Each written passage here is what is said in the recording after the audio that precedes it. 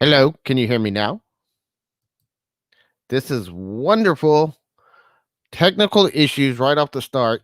Welcome to the wonderful world of live streaming. Let me know if you can hear me now. I had the wrong microphone selected in Streamyard. Yay, you can hear me now. Well, hello. Thank you, Adrian. Really elevatory. Yes, I know. I was trying to find a really good song. I went through the YouTube library and I could not find a really good song. Hello, Yomi. Thank you for joining us today. So what I was saying before is today's show is about, are we as content creators under fire from all directions? One of the things that we're going to talk about is some of the news going on around content creators. There's some legal issues that are possibly coming up that are going before Congress. There's some things that are trying to be slipped into a unrelated bill that are going to directly target how we create content and copyright issues. There's also, I'm going to talk about some of the things that I've been seeing being said in the YouTube space. There's some news coming out from YouTube this week. They made some more changes, and a lot of people are up in arms about it. So we're going to talk about some of that. One of the cool things, though, for those of you that came in just a few minutes early, if you saw it, you can let me know.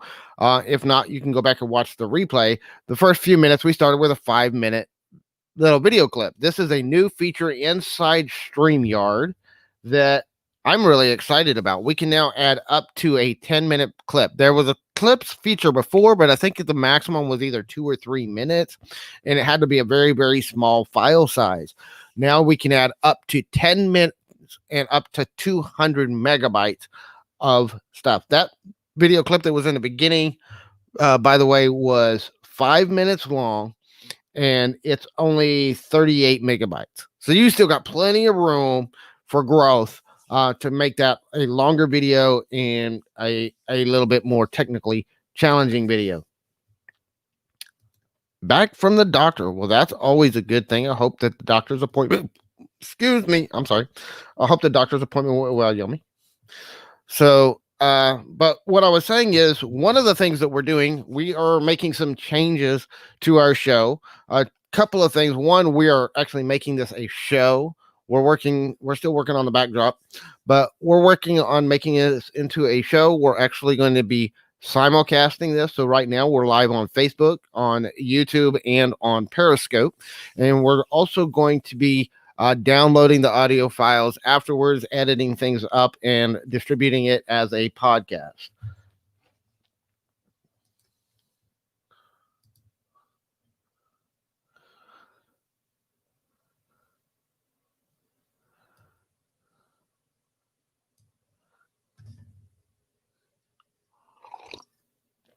You were only able to put a 2-minute one a few days ago.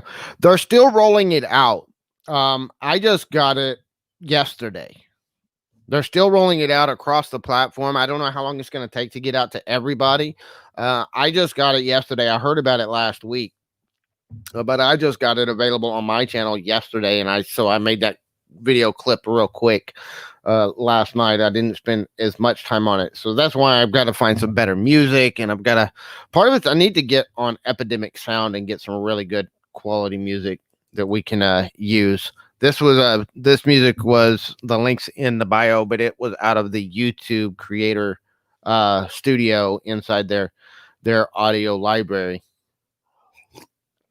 You got your laptop. Yay! You're going to have so much fun with the new laptop, Adrian. That is awesome. So one of the things that we're doing is we're working on, trying to distribute our content on different platforms. One of the things that we talk about all the time, and this is going to go along with some of the YouTube changes and some of the other things. I'm not leaving YouTube unless they kick me out. But here's the thing. We don't want to be dependent on any one platform for our content distribution. Just like we talk about diversifying your income streams, you also want to diversify your content platforms. At the same time, when you're just starting out, it's best to focus on one, build yourself an audience, build yourself a following on one platform, and then focus on the distribution and building out other platforms. But you can still, especially like right now, we can multi-stream, we can multicast. So what I'm doing is I'm going to be streaming this out to different platforms while we do the live streams. But at the same time, I'm spending 90% of my effort right here on YouTube. I'm not focused on, building out the Facebook page, building out the Periscope following, building up the Twitter following. I'm working on just right here, right now, making this platform kind of my primary source right now. But I am working on starting to build that distribution and build that following. And that way, if something happens to YouTube, something happens to my YouTube channel, I'm already in place on those other platforms, and I've already got some traction, at least started moving. This is what you want to do. If you're brand new, you're just starting out, I don't recommend going out to all the platforms all at once, but pick one or two.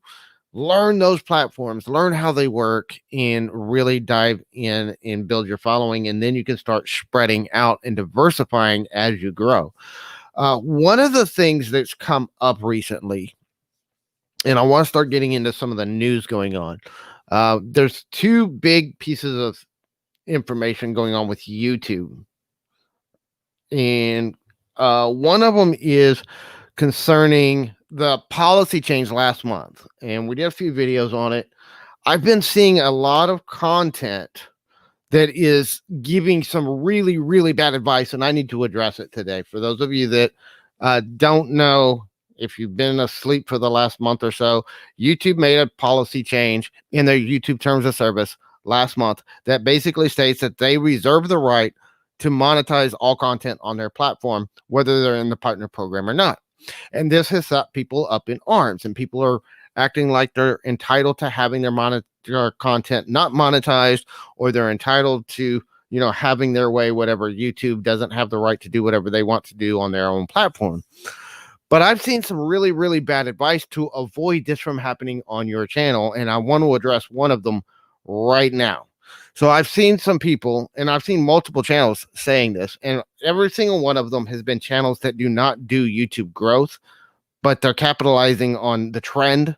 And so they're putting out content that's giving some really, really bad legal advice and bad YouTube advice, because the advice that they're giving violates the YouTube terms of service policy, violates everything that we agree to when we create on YouTube, and it can get your channel banned. So please do not follow this piece of advice.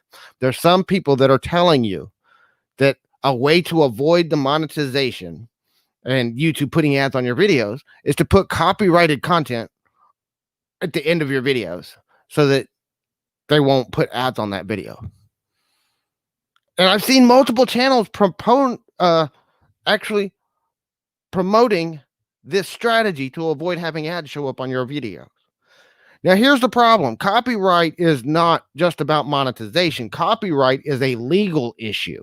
It can get you banned off of YouTube, but it can also get you into legal trouble. It can get you sued. It's stupid.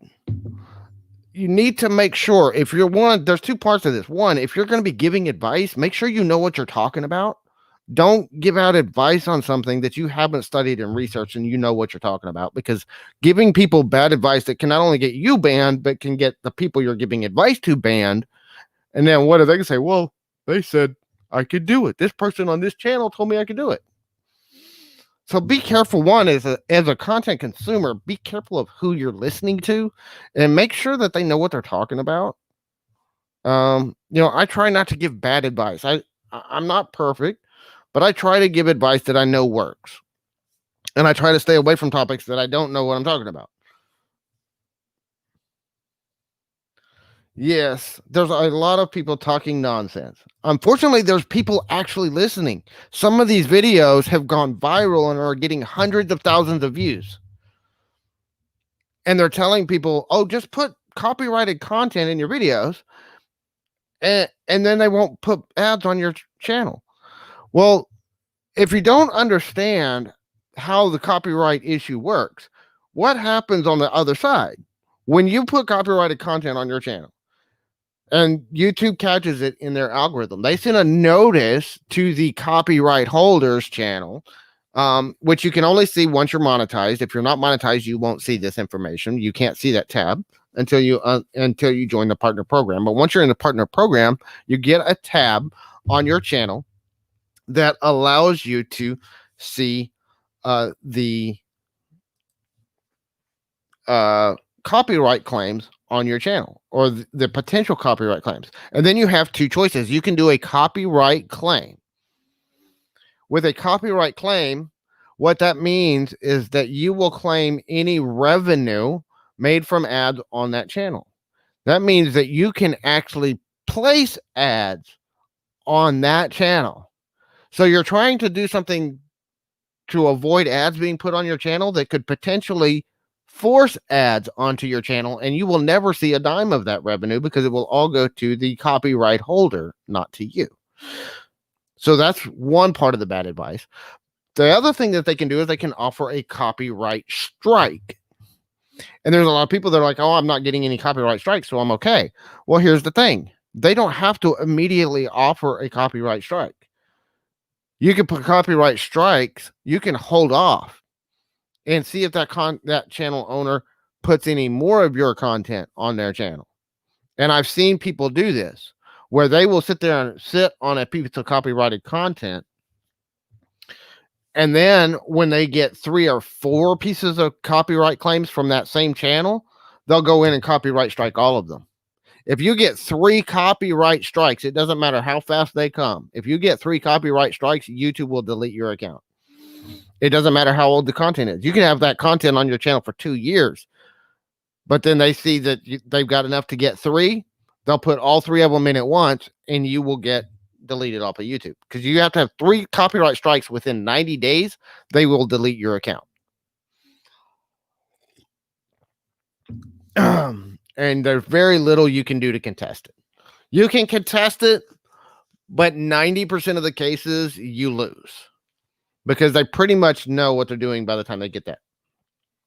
So the number one thing you can do to avoid having to deal with this, don't put copyrighted content anywhere near your channel. Avoid using clips out of TV shows. Avoid using copyrighted music. Avoid using anything that you don't have a license in writing to back yourself up if you use it. Because if you don't have that license, if you don't have that legal protection, they can shut you down quickly. Yes. I keep trying to. But that's one of the things that you got to do. You got to get that copyrighted legal protection for you. Like, for example, the music I chose on today's show, the music I used in the intro, came from the YouTube copyright free library, but it did require attribution. So if you look in the description, you will see there's a link to the creator of that content. So I'm protected under copyright because it's Creative Commons with attribution. I have that whole statement in there, along with a link to the copyright holder that created the content.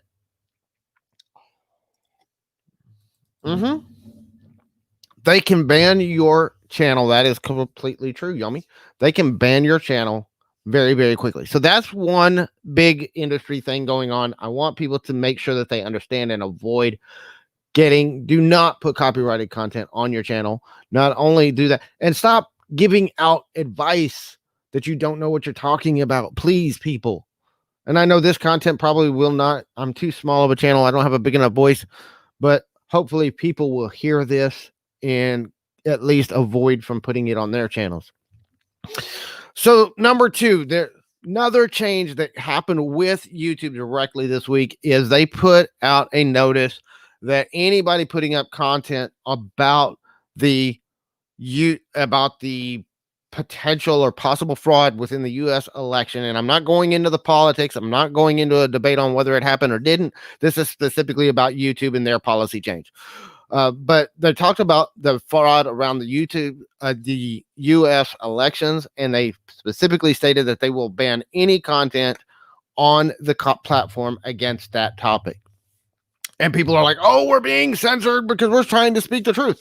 No, because they're not saying, oh, if you're on this side of the fence, we're going to publish your content. If you're on this side of the fence, we're not. That's not censorship.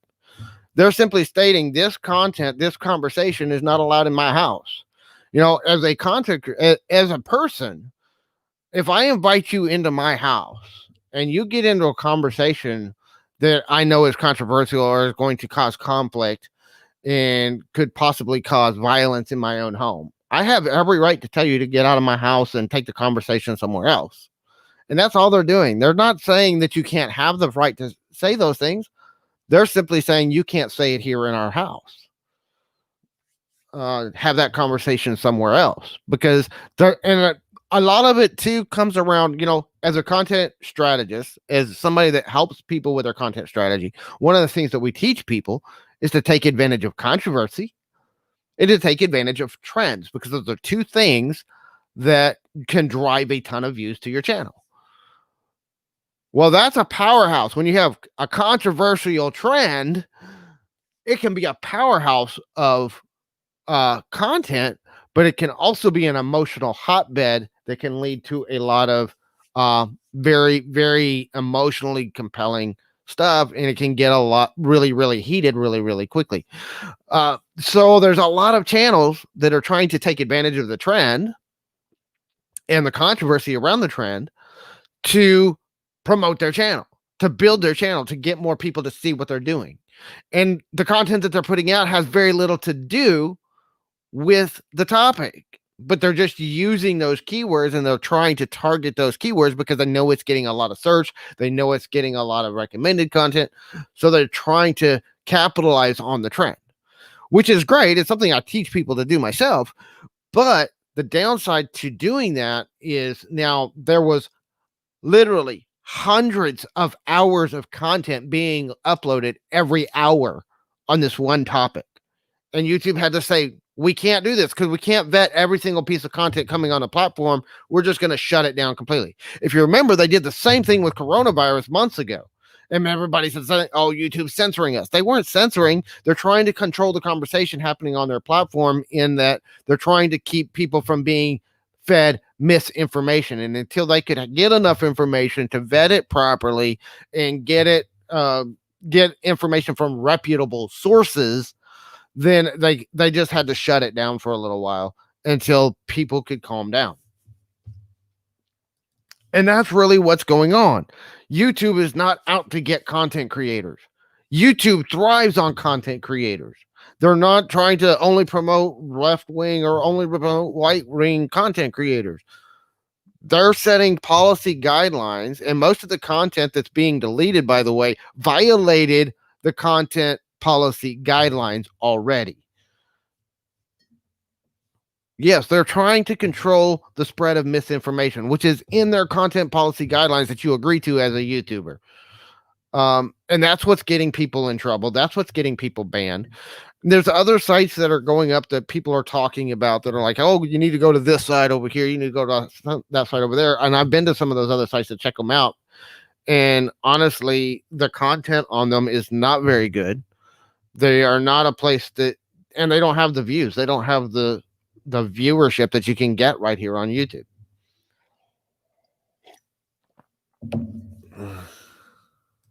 I know exactly what you're saying, Yomi. And if you follow the rules, you'll be fine. And that's exactly what we're trying to tell people. Make sure you read those terms of service you agree to with YouTube, because so many people just scroll through that stuff, and I've been guilty of that myself in the past. But you're being held to following those terms of service, and if you're violating those terms of service, whether you realize it or not because you didn't read them, that's on you, not on YouTube. And they have the right to ban you for not following their terms of service, whether you read them or not, because you agreed to them when you create an account.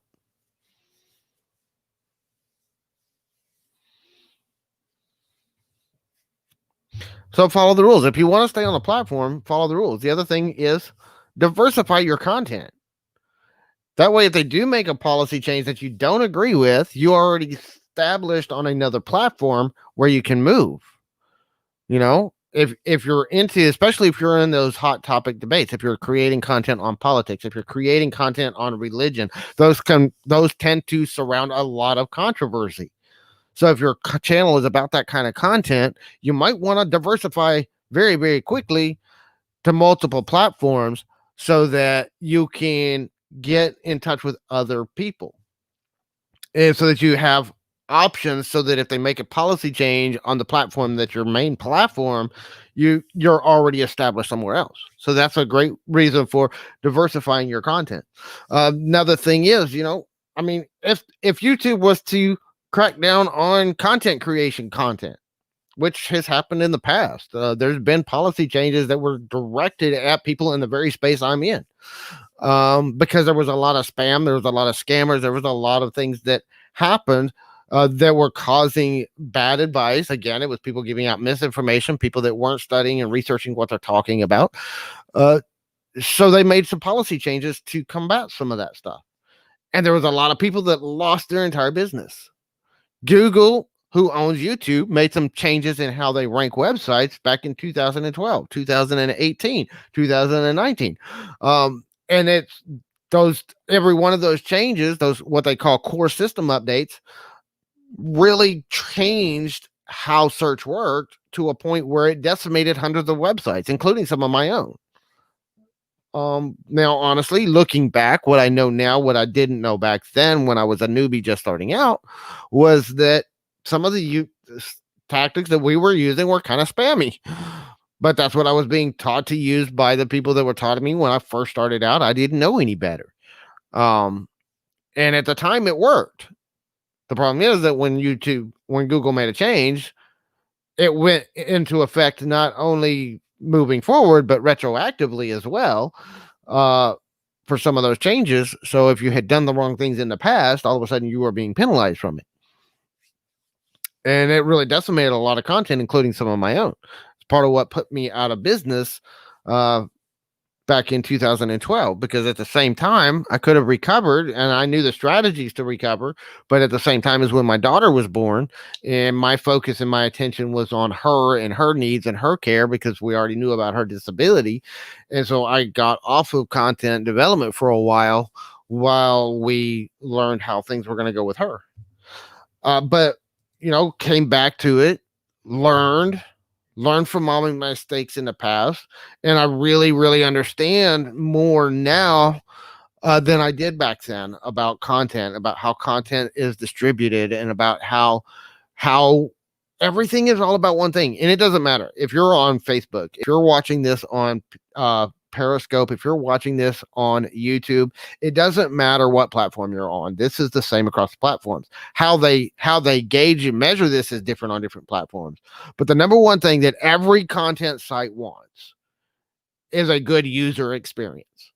So if you're providing that, if you're providing value to the users, if you're providing them a good experience when they come to your channel, you're providing solid information. If you're teaching, you're providing good entertainment. If you're in an entertainment channel, you're doing it in a way that engages people. You're in a way that talks to people, and you're keeping people engaged in your content. If you can do those things, then you're gonna get more distribution, and you're gonna get more views, and you're gonna get more viewership, and you're gonna get new subscribers and followers and all those things. But if you're not engaging, and if you're not creating quality content, you're not researching the information you're talking about, then you're going to struggle on these platforms, no matter what platform you're on, because they're not out to get you. They're not out to knock down content creators. Now, there is one thing that's going on, and this is going to go back to what we were just talking about a little bit ago. We were talking about people telling YouTubers to put copyrighted content. Well, there's a new law in Congress right now. It's actually being put into another bill that's, let's see, I got it right here. It is talking about copyright infringements, and they're wanting to make it a felony if you get more than 3 copyright strikes against you on any platform. So if you get a copyright strike on YouTube, and you get a copyright strike on Twitch, and you get a copyright strike on Facebook, that's 3. They're not saying 3 on one platform. They're saying if you get 3 anywhere. Well, you could get 3 strikes with the same piece of content. The way this law is written, the way this rule is written, it's opening you up for a lot of stupidity, because one person can inadvertently put out a piece of content that has a little bit of copyrighted footage in it without intending to. I do on my other channel, we do thrift store hauls. One of the things that we do, we go thrifting and we do vlogs inside the thrift store. Well, if they have a piece of music playing in the background and I don't catch it and it picks up on my audio, now I've just put out copyrighted content on my channel.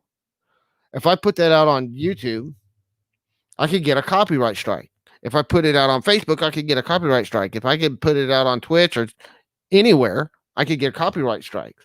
Well, if I put it out on multiple platforms, I could get copyright strikes on all for that one piece of content. And we're not looking at, I got these strikes on the same piece of content across different places. They're just saying if you get 3 copyright claims or copyright strikes, period, you're done. That's it. We're going to put you in prison. Now, I'm sure that they're not going to put you in prison on a first offense. You'll probably be put on probation. You might have to make a fine. But still, it's ridiculous that they're wanting to pass this thing into law. The way it's written is really, really terribly written. Now, I agree with the idea. I think copyright protection is important. And I think that they should do something to protect people's copyright from online content. But they need to write it in a way, and it needs to be written in a way that protects creators as well. It's not just out to get creators, because inadvertent slips should not send you to prison. Inadvertent slips should not put you on probation, lose your right to vote in some states. You have to look at the legal ramifications of what you're saying by making that person a felon. In some states, if you're a felon, you do not have the right to vote. In some states, if you have a felony, you can't get a job. And if it's a felony over, I put up a piece of content on YouTube and Facebook and Twitter and I got copyright strikes on it, and so now I'm a felon. That's ridiculous. I think it's too extreme.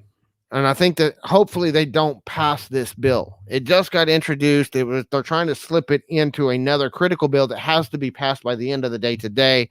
To keep the government from going on shutdown. They tried to slip it in the back door at the last minute, and hopefully they shut it down and stop that from happening. We'll find out later today what's going on with that.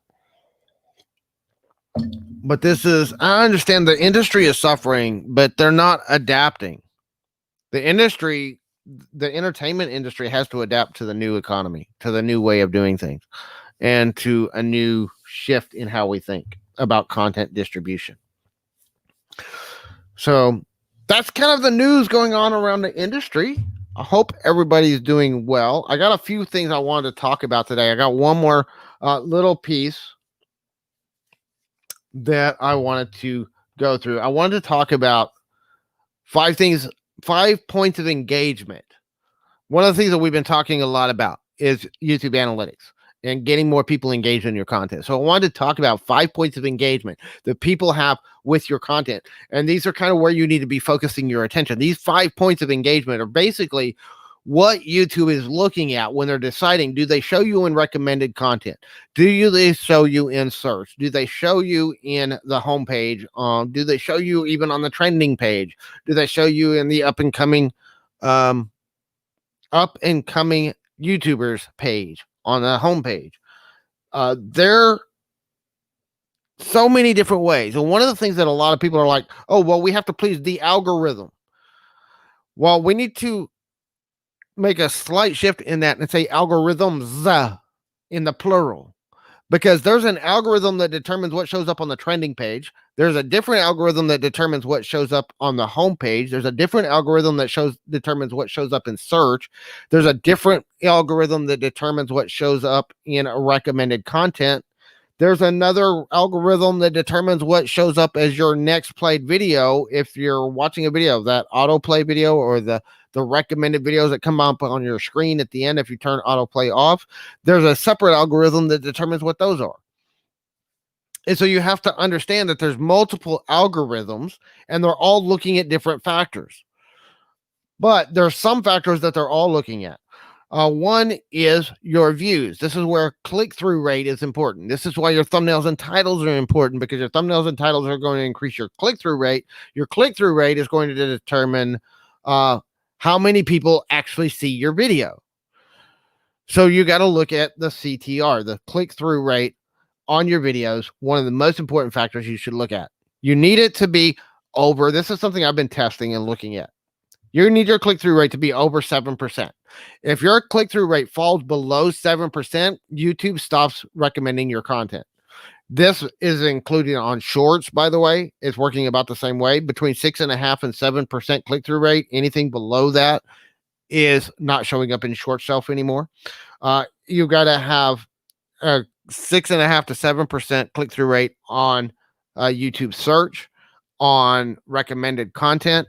In order to show up in these different places, your content, your click-through rate needs to be 6.5% to 7% or more. The more it is, the more they're going to show it. The higher that click-through rate is, the more they're going to show it to more people. But it has to be over 6.5% to 7%. It's somewhere in that range. I found anything that below 7%, and some stuff has gotten down to about 6.5% before it completely disappeared. But it slowed down under 7%, and once it gets down to 6.5%, it's not being served anymore.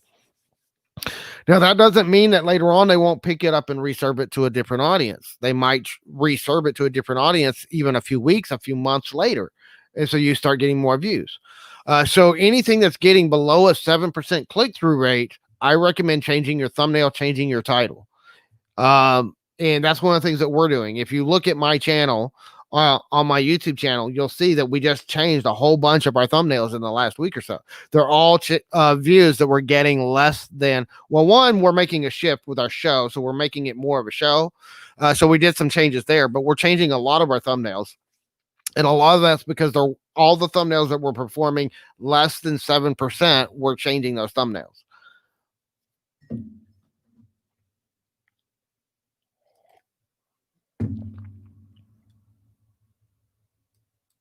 Yep. That's the thing is I think my personal opinion, back to the copyright issue, which is what that comment was about. I personally think instead of making new laws to make it a felony, they need to enforce the laws that actually already exist. But it's also up to the copyright holder if they want to pursue it.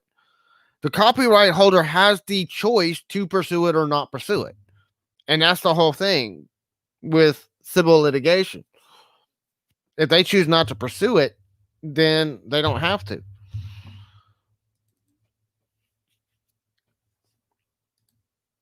All right. So one of the first points of contact that we're talking about is click-through rate. So in order to increase your click-through rate, we've got to make our titles and our thumbnails one keyword optimized so YouTube knows who to serve it to. But then we also have to make them compelling for viewers. You want, with your thumbnails, you want it to have as few words as possible. And it needs to be something that's going to convince people to click. So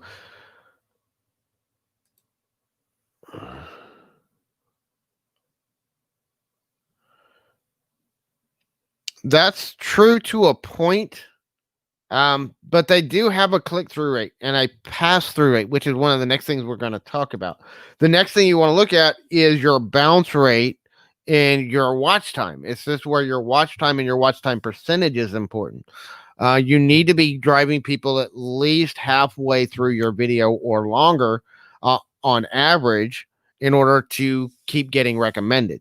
And this is just what I've observed from looking at my own analytics. This is something I've been talking a lot about analytics a lot, and this is what I've been noticing. When I get over half of my video, my watch time is percentage is over 50%. And that means I might still be losing a lot of views early on, but overall the average is over 50%. It tends to get recommended more. When it falls below 50%, it's getting recommended less. It's being shown to less people. My impression counts start dwindling down. And then if that drops down below 30%, it doesn't get shown anymore. So if you have less than a 30% watch time, you definitely need to be improving it. Anything under 50%, I'll be working on trying to increase your watch time and trying to keep people engaged more. Start looking at anywhere you have those drops in your YouTube audience retention report. Anytime you have major drops in there, start looking at what can you change in that point in your video to keep people engaged longer.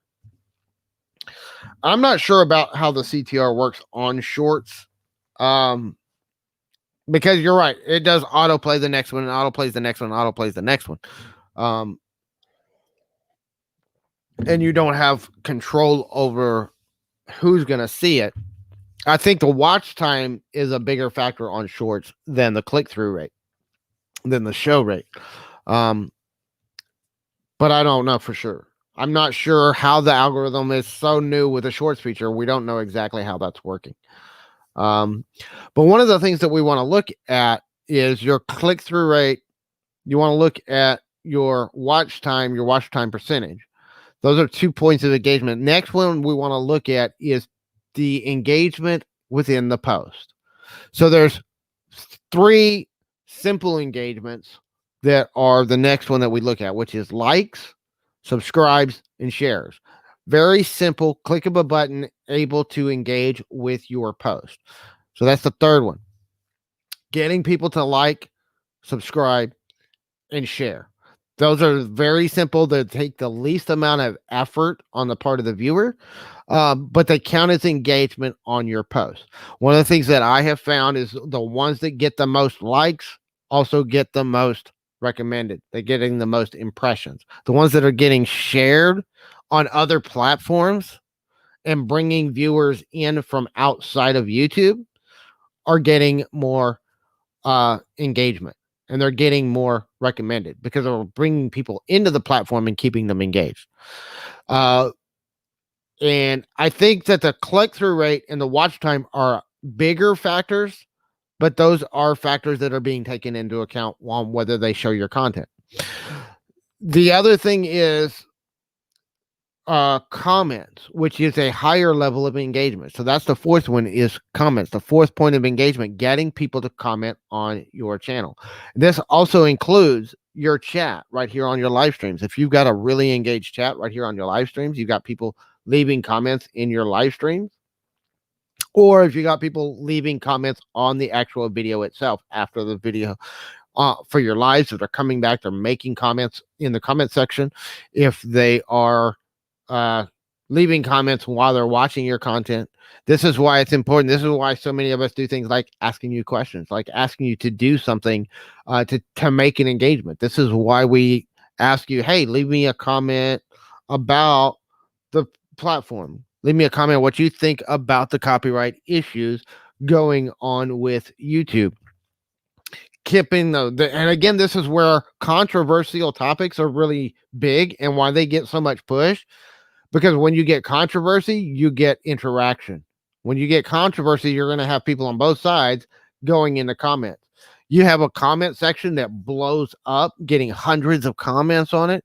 And I've done some controversial content in the past that blew up because of some of the controversy in the comments, not in the actual content, but the controversy in the comments blew up. And because of that, it got more push and it got more views and it got a lot of traction.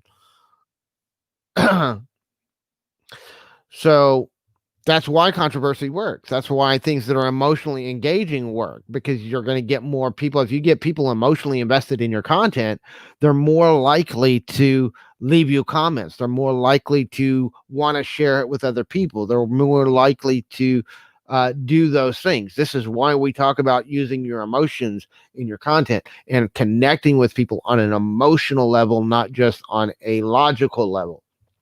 An intellectual level, because the more you can engage your audience in how they feel about the topics, how they feel, and you can touch on those topics that make them feel something, and you can use language that makes them feel something. When you can do that with your audience, you can get more engagement. When you get that engagement, YouTube takes that as a signal. And by the way, they don't care if that thumb is up or down. They just care that they clicked one of the thumbs. Either one. As far as your engagement, a thumbs down does not hurt your channel and say, oh, well, they didn't like this content, so we're not going to share it out. They saw that as, hey, people are engaging with the content. They may not have liked what they said, but they're engaging with the content. So it counts as a signal to boost your engagement. It's a positive engagement signal to YouTube. And then, so that's the fourth. So the first four are engagement directly on your post. Click-through rate. Are they clicking and watching? Are they watching it? Are they engaging with the post in the simplest ways possible? And then are they leaving comments? Those are the top 4. And then the 5th one is probably one of the biggest ones that tells YouTube that you're doing a good job. And it's one that you need to be taking advantage of. It's in video interaction. There's 2 ways you can interact with your video right now. They've had other ways in the past that they've done away with, but there's 2 main ways that people can interact on your video right now that can tell YouTube that they're engaged with your content. One is cards, and I just did a video recently on how to use cards properly. A lot of people are using them wrong because they're killing their watch time, which is more important than engagement with your cards is your watch time. But if you're putting your cards in the first 2 minutes of your videos, you're killing your watch time, because people may be clicking on that card, which is great for the other video that they're going to see, but not for that one. So they can kill the performance of their own video by putting their card too early. This is why we say the 80% rule. You should put all of your cards in the last 20%. Let them get 80% of the way through, then have them start clicking on your cards. Then you can put those cards in there. And I don't recommend. No, they have applause. It is a monetization feature. It's basically like a super chat that people can do on regular videos.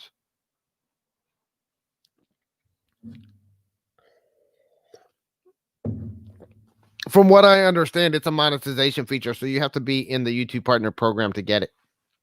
But it's something that they're still in beta testing. They haven't rolled it out across the platform yet, and I don't know that much about it. And since I'm not in the partner program yet, I really can't speak on it. I know about it from hearing other people talk about it, but I just know it's still in testing.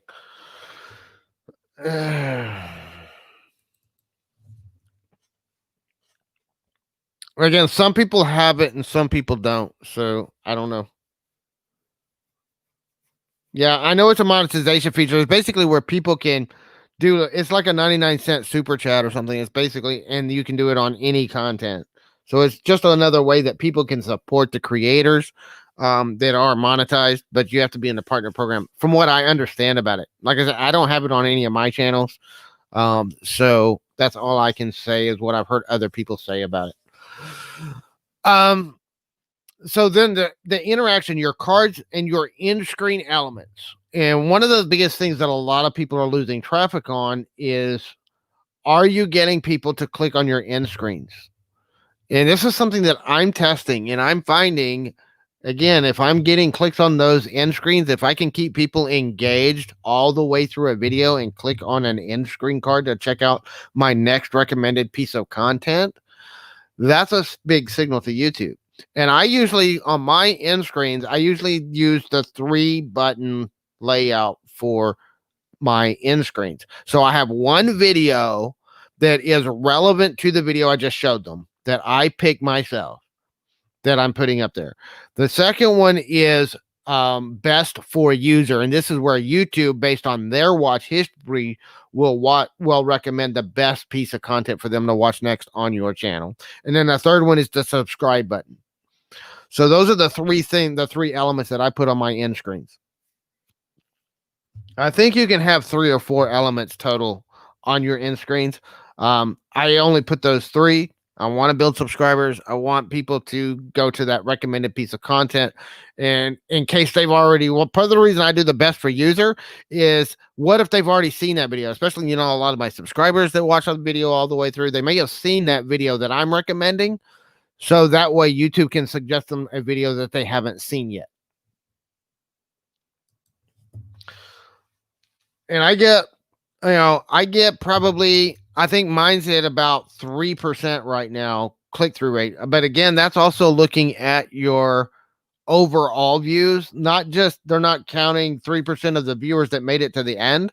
It's 3% of the viewers that viewed your video from the start. And if you get a 20 or 30 or 40% drop off in your viewership right off the bat, which happens a lot, then you're going to have less people making it all the way to the end.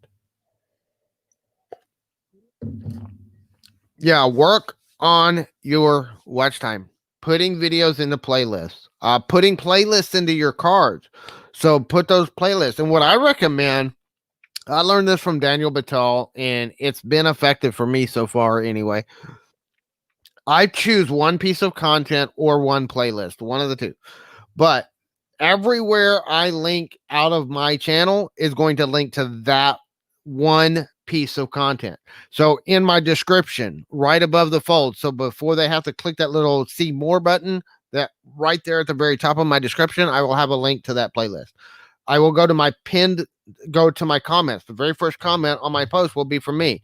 And I will go in there and I will write a comment telling people, recommending to another piece of content, and link to that playlist or video that I want them to watch, and pin that comment to the top.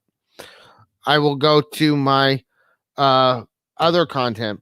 I will go to my cards inside the video and go to my cards and put the same piece of content. And then I go to my end screen. And so my end screen, my cards, my description, my pinned comment, all link to the same piece of content.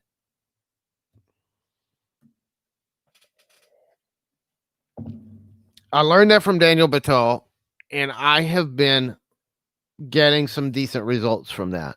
One, it's also helping YouTube know, if you think about it, they're showing that what's best for viewers. They want to know what to recommend in your recommended section. If YouTube sees, hey, you got a lot of people that are watching this video, and then this other video is the very next thing that they watch when they watch this video. Well, that's, if you're directing and intentional about where you're directing your traffic, then they're more likely to recommend that next piece of content.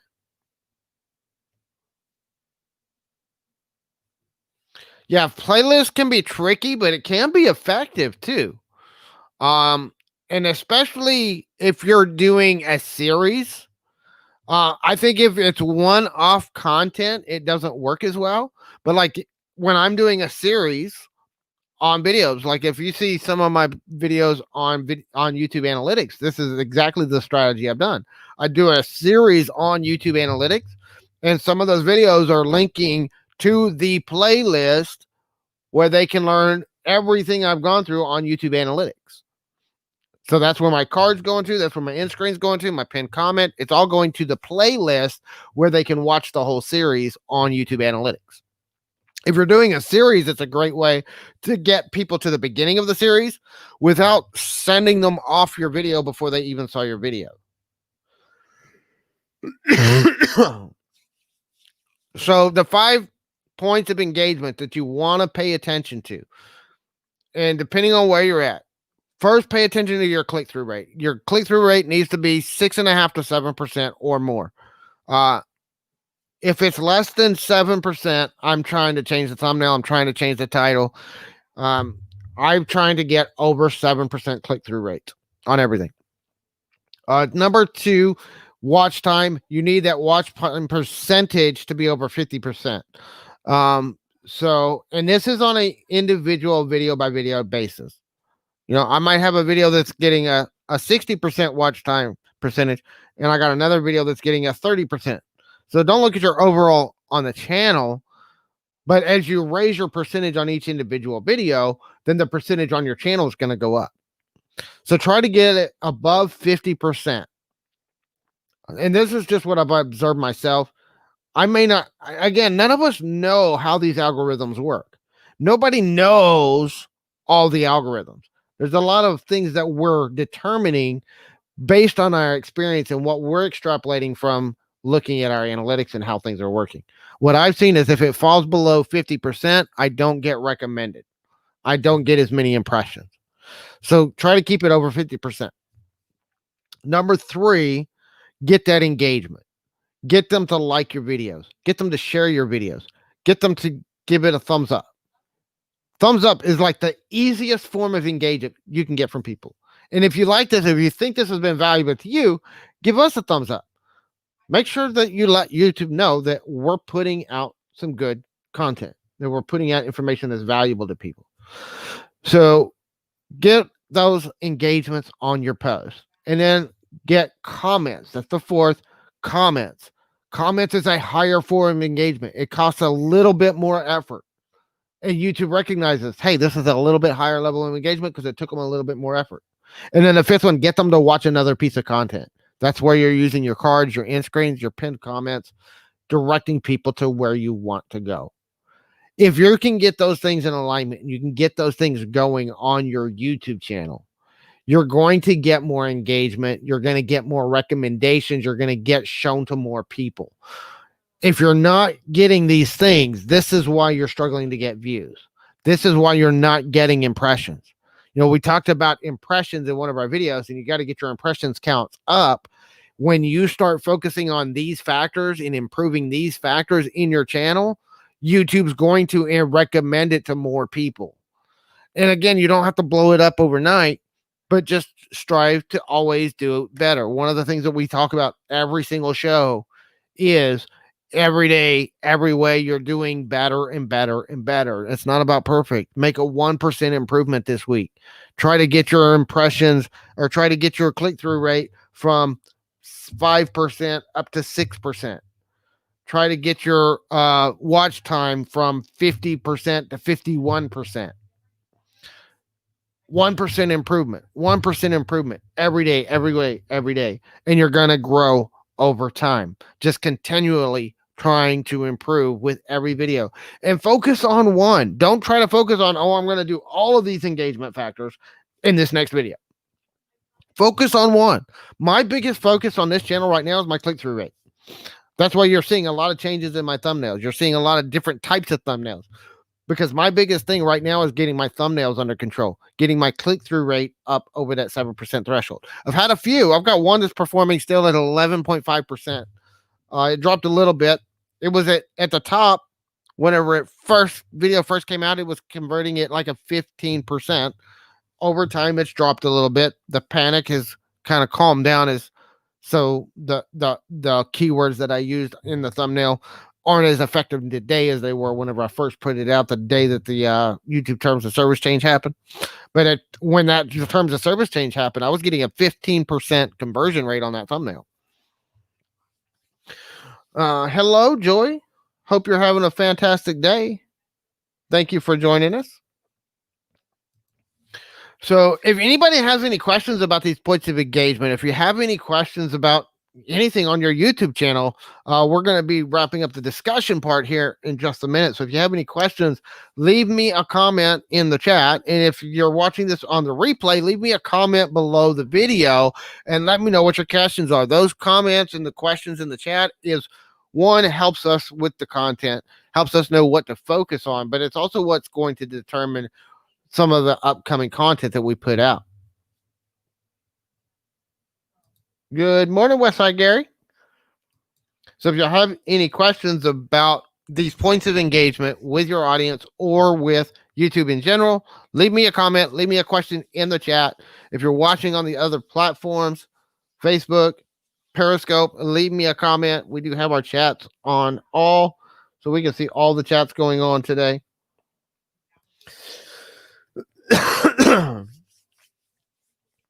Good morning, Lynn.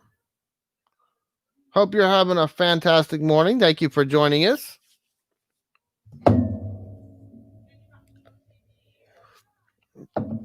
So, for those of y'all that just joined us, we were talking about the points of engagement because I saw just had a spike of people just show up. So we've been talking about points of engagement with your content. There's 4, and I'm not going to go through all of it. You'll have to go back and watch the replay, but I'm going to recap just real quickly. We got 5 points of engagement that YouTube looks at when they're trying to determine whether to recommend your content. Number 1 is your click-through rate. Number 2 is your watch time, and the watch time percentage specifically. Number 3 is likes and shares and subscribes. The simple engagements is what we call them. Simple engagements. One click of a button and the engagement's done. Then the more complex engagements, which is leaving comments in your chat, leaving comments in your comment section. This is why premieres are powerful. This is why live streams are powerful, because you get that engagement with the audience in the chat. When you get that engagement going, when you get people leaving me a comment, And if you have any questions, put them in the chat right now so we can address those questions. Number 4 is getting the comments, getting people to comment on your post. And number 5 is getting that engagement in content. So that means the cards and the end screens and getting people to get those clicks. Those are the 5 points of engagement that YouTube looks at when they're determining whether to share your content over another. And remember, they're not comparing this piece of content. This is another thing you have to think about. When they're looking at the performance of your video, we're constantly comparing our videos compared to our last video and how is it performing. And that's true because that's going to show us improvement in our performance. But YouTube isn't comparing your video to other videos on your channel. What they're doing is for this particular query, for this particular search, for this particular type of channel, this is who we're going to compare it to the other content we're recommending right next to it. So if you're ranking for how to get more views on YouTube, just for example, if you had that keyword phrase that you were ranking for in search, they're going to compare you to the other channels that are ranking in that search query. And how is your video compared to their videos?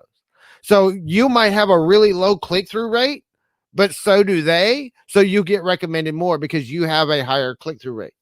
Or you might have a lower click-through rate, but you have a higher watch time percentage than that other channel does. So less people clicked, but those people that did click sat and watched the video all the way through.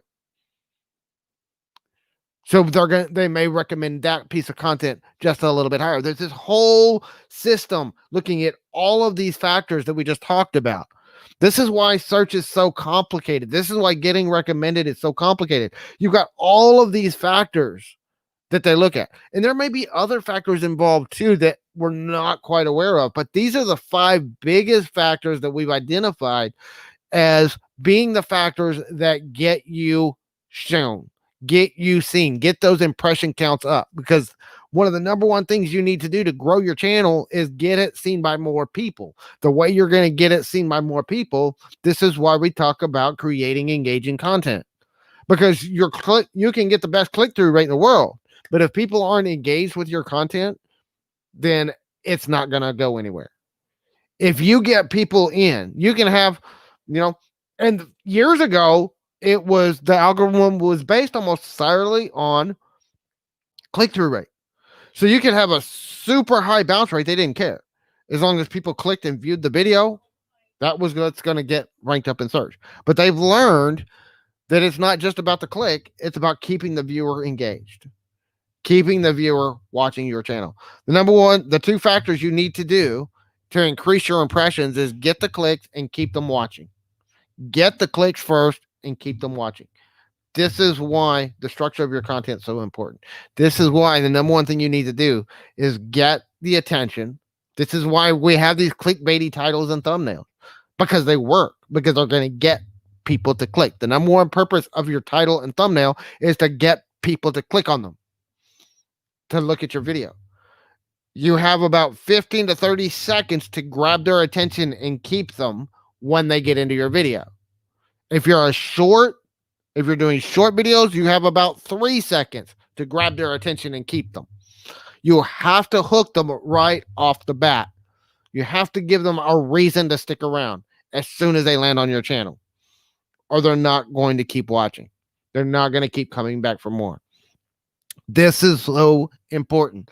And if they're not coming back, if you're getting a high bounce rate, if within the first minute you're losing 70 to 80% of your traffic, which I've done in my videos in the past, if you're losing 70 to 80% of your video in the first minute they're on your channel, YouTube is not going to recommend it out to more people because it kills your watch time. You might have had the best thumbnail, you might have had the best title, but if you didn't hook them, and your hook needs to be relevant to the story you told in your title, the story you told in your thumbnail. Thank you, Adrian. If you like this stream, give us a thumbs up, please. We appreciate that. Thank you guys for coming. We appreciate every one of you coming and watching our stream, whichever platform you're on. For those of y'all just joining us, we are actually multi-streaming. We're live on Facebook, we're live on YouTube, and we're live on Periscope right now. We're also downloading this and posting it out as a podcast. So hope you're having a fantastic day. I don't see any questions. I'm going to give you one last opportunity. If anybody has any questions, we're going to wrap it up here in just a minute. So if you have any questions that you want to ask about how to grow your channel, leave us a comment right now in the chat, because if we don't have any questions, we're going to wrap it up very, very soon. So get those engagements on your content. The more engagement you get, the more you're going to get people coming back. Going back to recap, for those of y'all that came in late, we talked a lot about some of the news going on in the industry. Make sure you go back and watch the YouTube, the replay. Make sure that you're not using copyrighted content. We talked a lot about copyright. There's new legislation in front of the Congress right now. It's being slipped into another bill that has to be determined by the end of the day if it's going to pass or not. But this new clause or this new bill that they're trying to introduce is going to make it a felony for you if you accidentally have copyright. If you get 3 copyright strikes, claims on your content within a certain amount of time, they can charge you with a felony. And this is going to make content creation, I mean, one of the examples that I use, if I'm thrifting, I do a thrift haul video on my storage scavenger channel, and they have copyrighted music playing in the background, and that music gets picked up by my microphone and winds up on my channel, and I don't catch it because I can't edit that stuff out. The only thing I can do is mute the video and not allow that music. But I can get a copyright strike because that music playing in the background of my video. And how many of us are live streaming while we're vlogging? Now, I haven't done any blogging live streams myself, but I see a lot of other channels doing that. A lot of my thrifting channels that I follow are doing live thrifting. And that background music that they're playing in the background of the store can get you a copyright strike. You get 3 of those, and they're saying with this new legislation that it's going to be a felony to get 3 copyright strikes. So do not be putting copyrighted content. I see a lot of channels that use little clips out of TV shows and movies. They're walking the fine line. Some people call it fair use, but it's actually not covered under fair use. Fair use means you're making news or commentary on that content. If you're not making content, you're just using a few seconds of the clip. That does not make it fair use. It's still copyrighted content.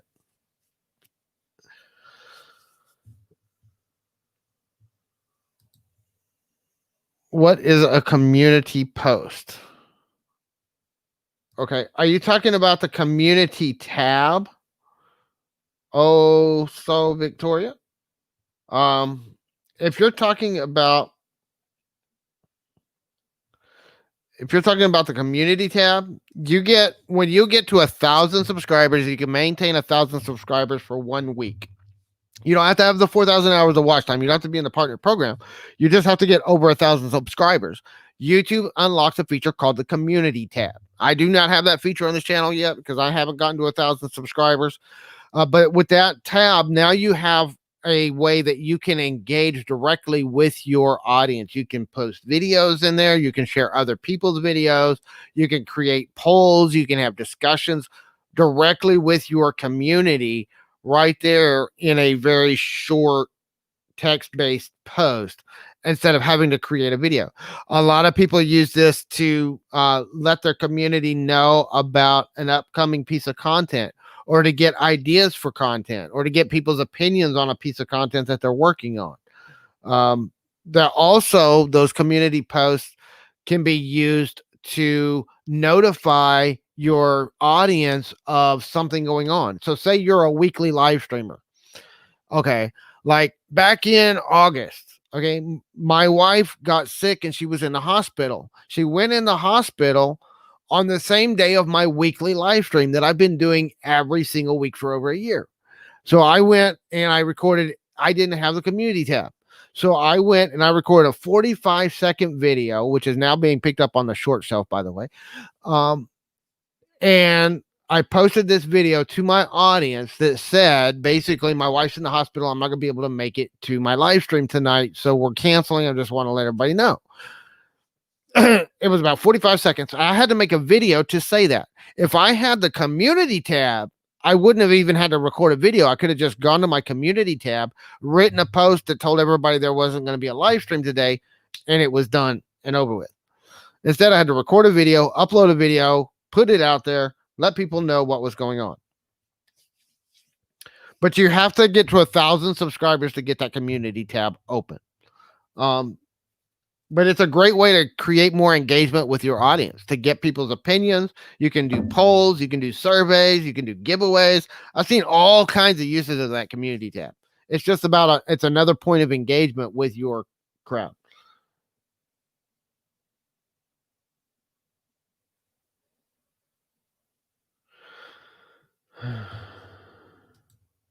Read back in the chat.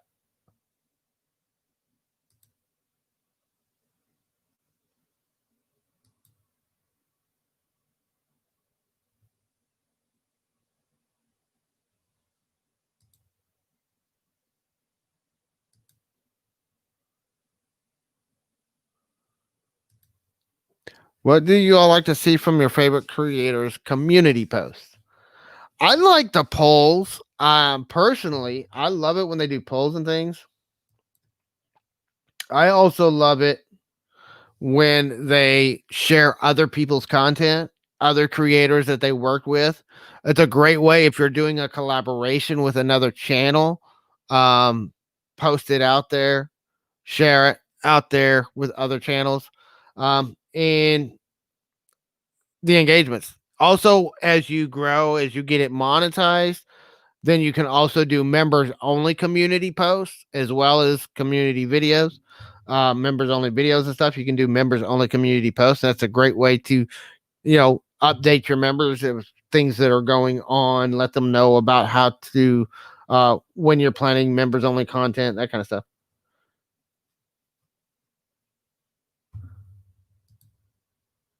That was a while ago. Oh, okay.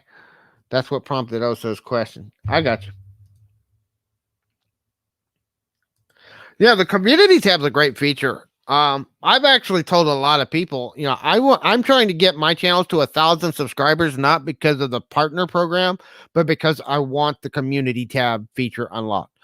One of my biggest frustrations with YouTube is they take the most unimportant metric in your YouTube career. And I'm actually going to do a video on this later on. I may do a whole live stream on it, but talking about why 1,000 subscribers is important. Because, we're always saying subscribers aren't important, but YouTube has made it important. So, and there's actually some logic and some reasoning behind it. We'll go into that in another stream. But it's frustrating to me that YouTube locks features like the community tab behind subscriber count when subscriber count doesn't matter. I could understand if it was locked behind watch time like the partner program is, because watch time is an important metric. And it would force people to focus on the important metrics. And I know a lot of people disagree. A lot of people think that the 4,000 watch hours is too aggressive. What you don't get is a lot of the bigger channels I talk to, 4,000 hours of watch time is like what they get in a few days. We struggle for a year to get that 4,000 hours of watch time. Yeah, 4,000 hours of watch time means you're learning enough of the basics that you can keep people engaged long enough that we can take the training wheels off, and now you can really start learning how to ride this bike called YouTube.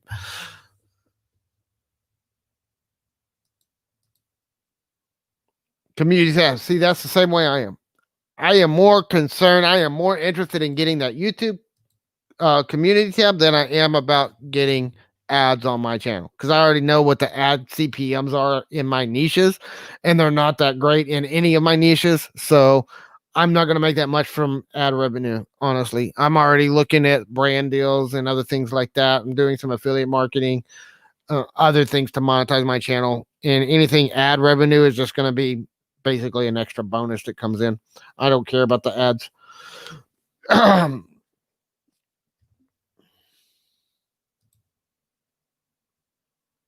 Yeah.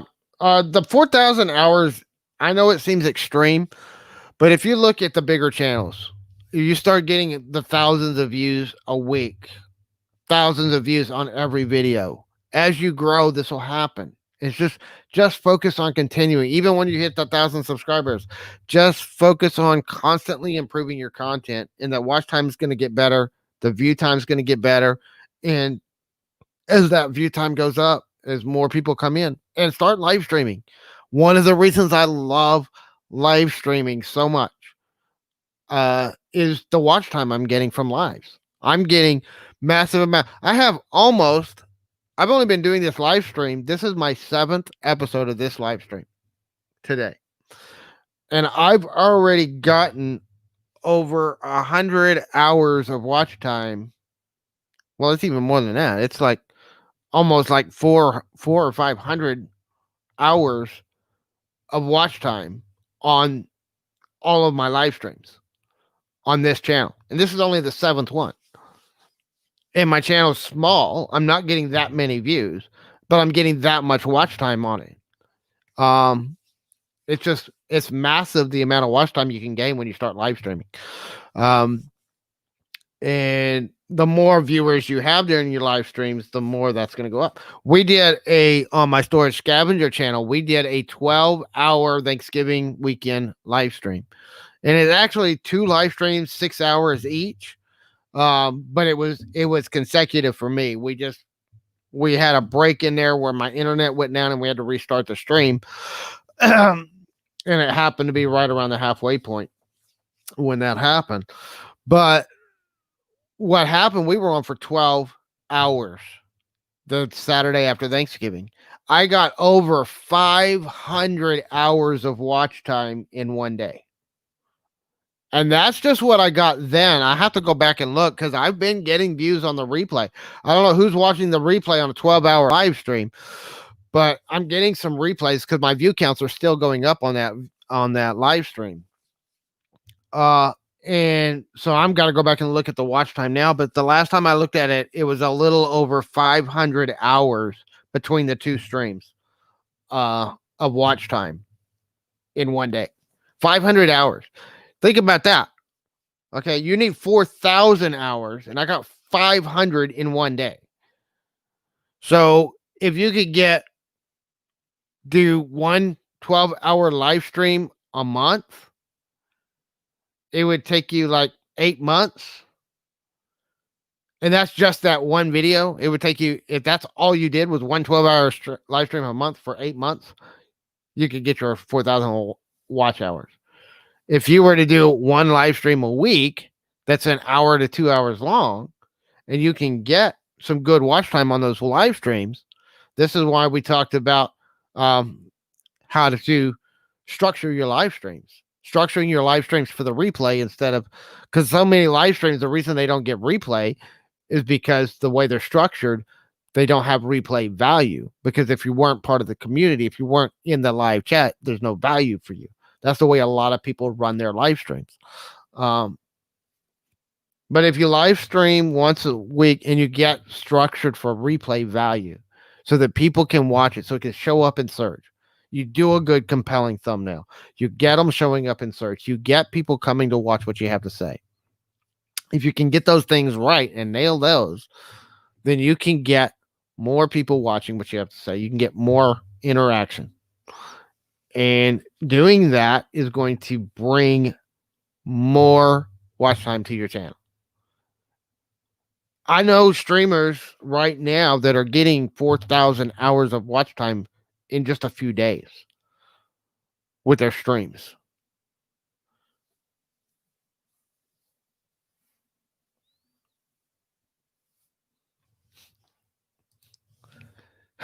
That is amazing. Bite the bullet. Just go live. And it's not easy at first. And I get that.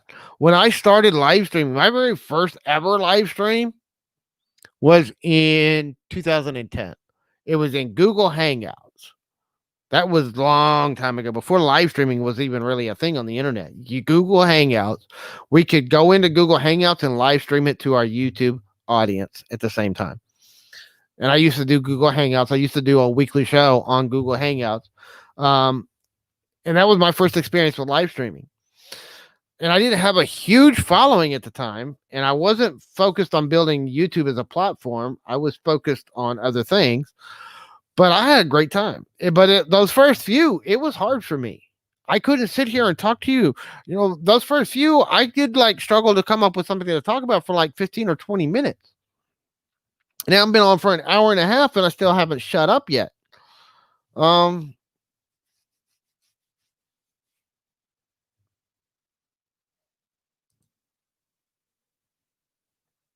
yeah, it's not just don't just sit there and talk about nonsense. That's part of it. Part of it's having a plan and a strategy. And some of it's like the way we do ours is we have part of the show is very structured, planned out. At least, and I tell people this all the time. Remember, the whole show doesn't have to be planned out. But you have to have something that gives you some search value that can be optimized for search.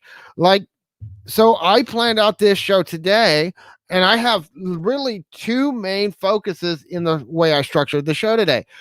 One, we talked about the YouTube policy changes, the legal issues on copyright issues, and we talked about all that stuff right at the first of the video. I spent about 15 or 20 minutes on that. And then we talked about the 5 points of engagement on your YouTube channel. So that part of the show right there took up the first hour, and that really was kind of the core concept. But then I can sit here for the next hour or 2 hours just doing Q&A and talking to y'all and hanging out with the crowd.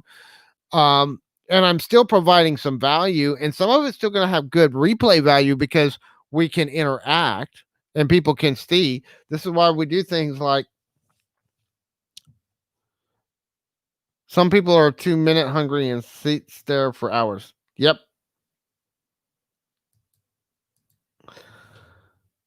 Used to watch Google Hangouts with marketing content. I used to do Google Hangouts with marketing content.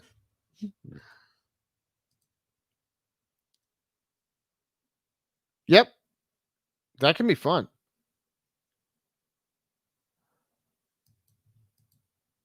Find a subject, investigate it, talk about it to engage with your followers. Don't do it too long. A lot of that depends on your audience too. It depends on your niche and it depends on your audience. I've seen live streams where the teacher or the person presenting the live stream did a 2-hour presentation before they even got to the Q&A. And then they did Q&A for another 2 or 3 hours afterwards. You get 5 or 6 hours in your live stream. And look at some of the big YouTubers. Yeah, he's got a ton of followers, which is part of how he does it. But look at Nick Nimmin. He does a 6-hour, sometimes 6, 7, 8 hours on his live streams every weekend. He scaled it back a lot since D's not there. Now he's doing like 3 or 4 hours. But he used to, if you go back and look at his videos like last year before COVID and everything, he was doing 6 and 7 and 8 hour long live streams, all Q&A.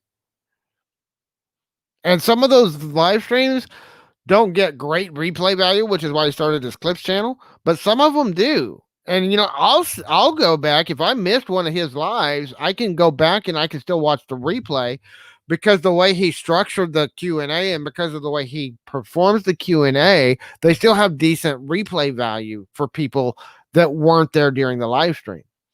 But I see a lot of people that their whole live streams, and I have live streams that are like this, but I have whole live streams that are just for the audience that was there during the live. And it's not really meant to build an audience. It's not really meant to get replay.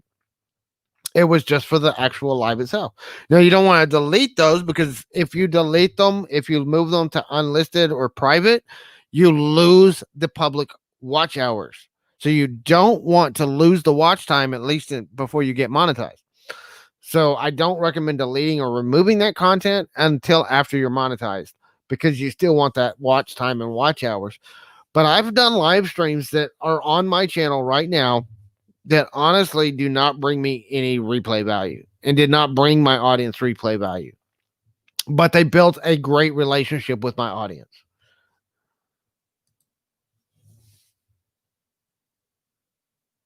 That's what we try to do.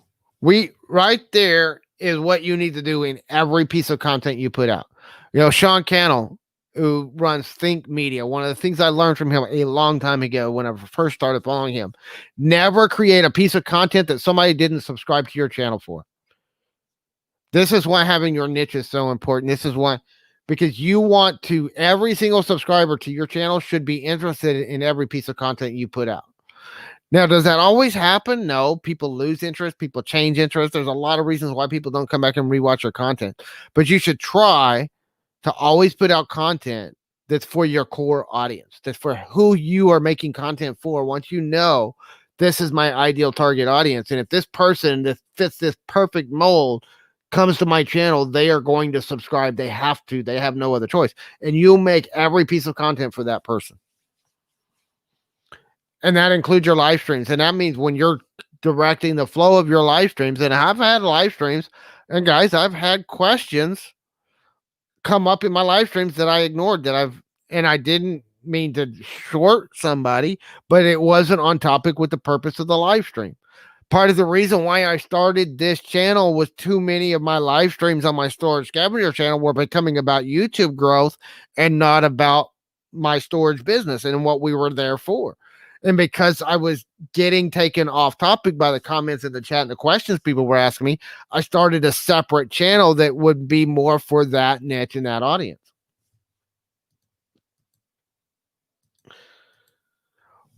Auctions are different, and auctions, a lot of it depends on how you run the auction.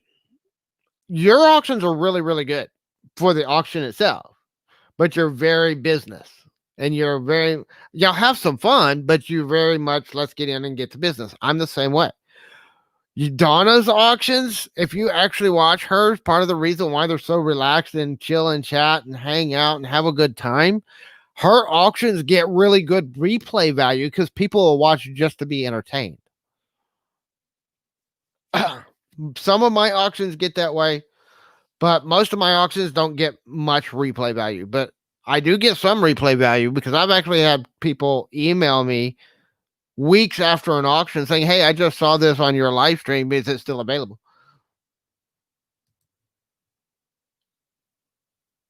You get a lot of views and sales. Yeah. I mean, y'all doing great. You and Tom are killing it with your auctions.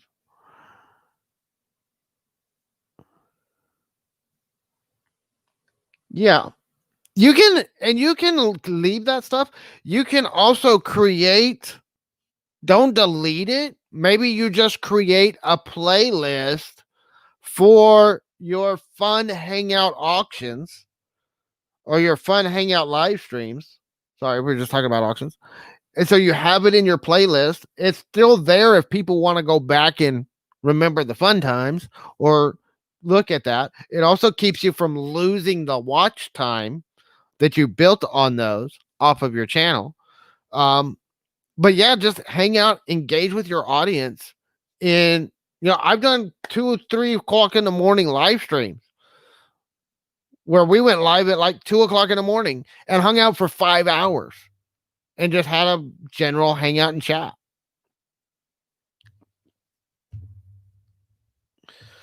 So you don't have to remove them just because they're for your fan base. But once you're monetized, it doesn't really matter. The other thing is, if you're continuing to build, if you're continuing to grow, if you fall below the 4,000 watch hours because you remove some content after you're monetized, they're not going to immediately shut you down. They review your channel for monetization once a year. And as long as you're back over the threshold before that review, you're good. And if you're continuing to build and grow, you should be plenty over 4,000 watch hours within a year. It's also one of the things that we found, something I've said for talking to other people. I was talking to D. Niman about this last night during his Twitch live stream. One of the things is getting that first 1,000 subscribers is one of the biggest hurdles. That's why we focus so much time and attention on it. Unless you're Adrian Smith and she just blows it out of the water. Most of us, it takes some time to get to that first 1,000 subscribers.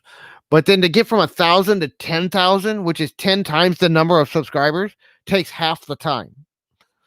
And to get from 10,000 to 100,000 takes about almost the same time, 10 times more 100 times more subscribers, took about the same amount of time as it took to get that first 1,000.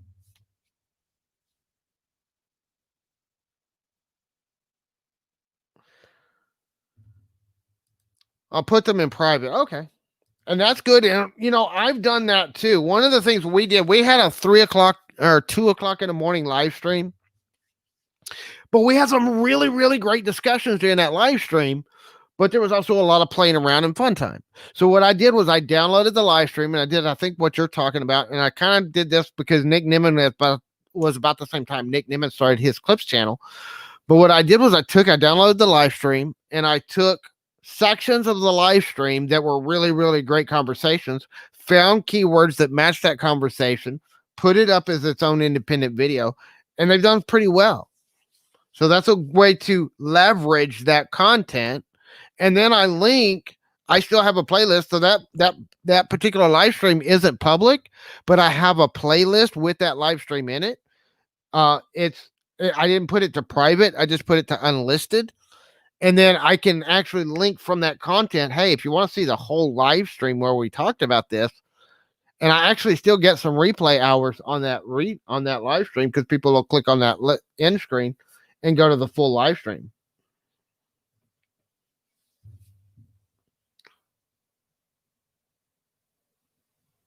Yeah, I love D. I actually, no offense to Nick, but I like D better.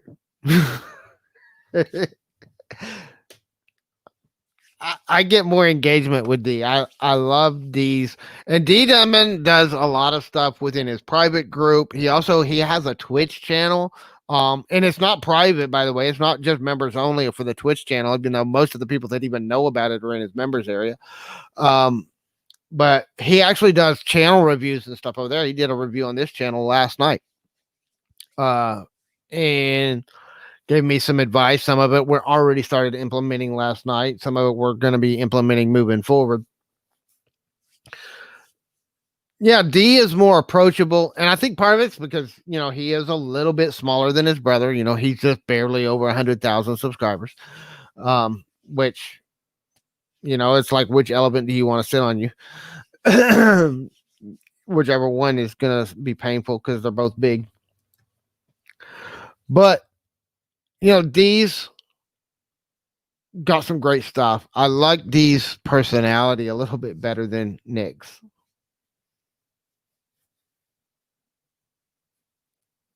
Yeah.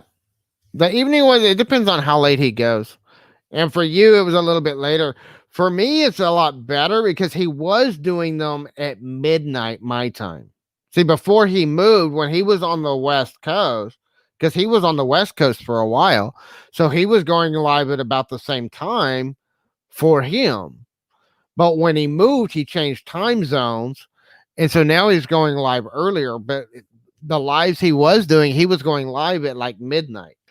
The video that I did where I jumped on with him, he was teaching how to do Streamyard, and I jumped on as one of his guests when he was doing his Streamyard teaching video. Me and Sammy Superstar jumped in there with him. He did that at like 2:00 in the morning. I just happened to be on and saw the notification on his stream that he needed some help. But that was at like 2:00 in the morning for us. So it was like midnight for him.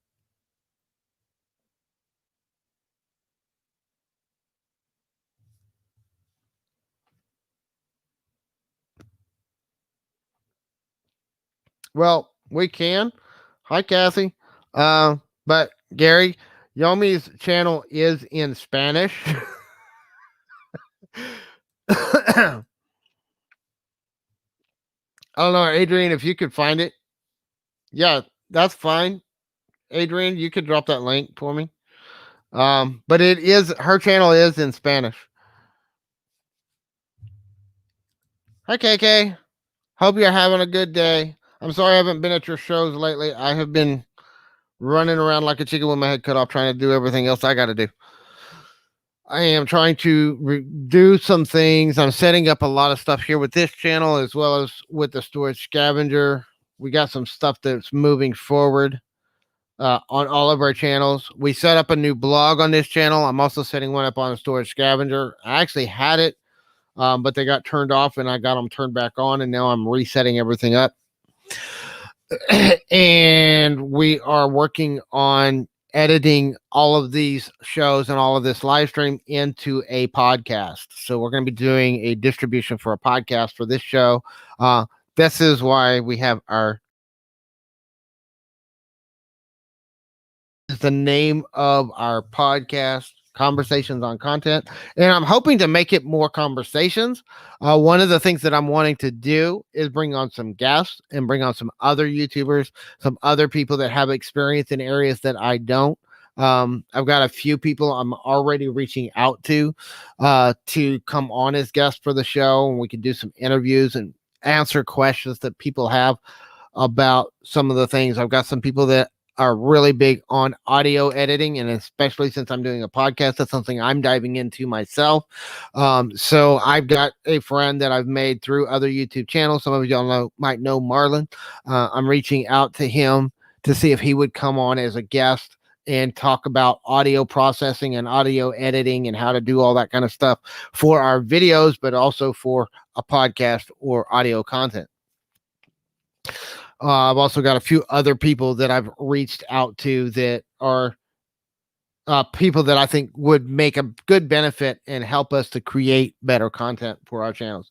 So it's Conversations on Content. Yeah, I love Marlon. He's great. If y'all don't know White Noise Studios, he's got a great channel all about audio and how to improve your audio for your YouTube videos, for podcasts, for everything. And he shows some of the tech that he uses, but he also shows free ways to do it. And he's got a great show on audio. So I'm trying to get him to come on. I'm trying to reach out to him to see if he'll come on and do an interview with us and talk about audio processing, but we haven't got it set up yet. Oh, well, hello there, Danica.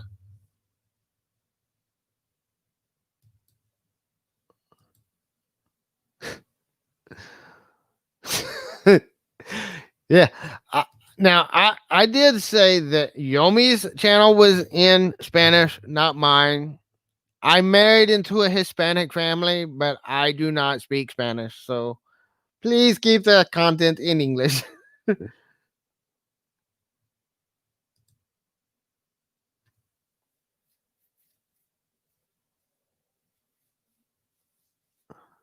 Yeah. Yeah, Spanish only channels. I mean, it limits my channel, it limits my audience base because I'm in English only. So if you don't speak English, you're not going to find value in my content.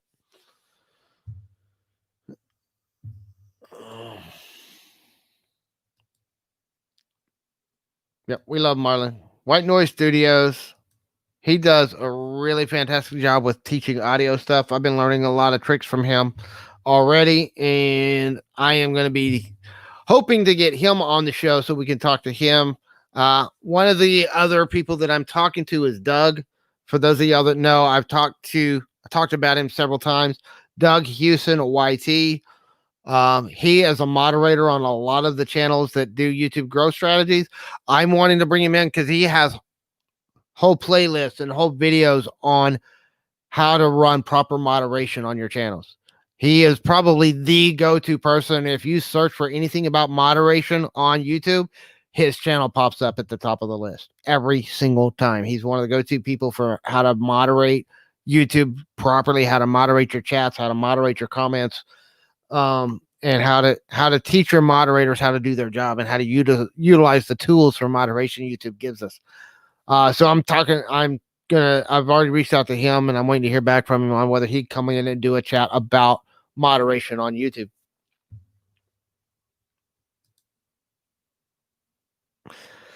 Yes, but it's also like quadruple the work. Look at how much goes into one YouTube channel, and when you're splitting that time between different niches, it's a lot harder. That's one of the things that I'm fighting with right now.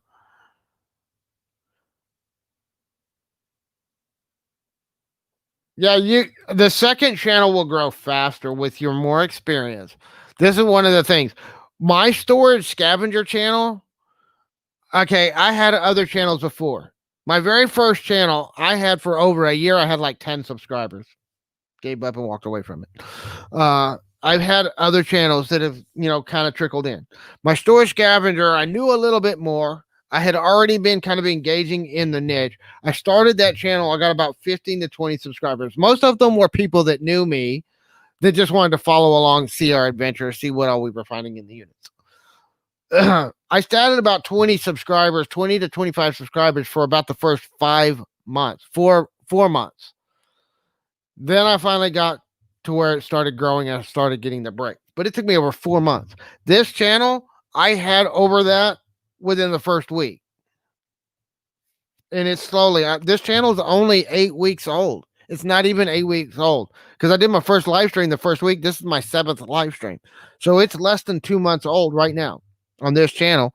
And I've already got more subscribers, 3 times the subscribers that I got in 4 months on the Storage Scavenger. So think about that as you're going forward. You're going to build it faster, but also niche. Niche is different. Niche is important. And the more you know your niche, the better you can get engaged in the niche. I don't know if you're making it in the same niche, just in English instead of Spanish, but changing niches, changing languages, changing things on your channels, going from a different perspective, it can grow faster, but it's still going to take a lot of work.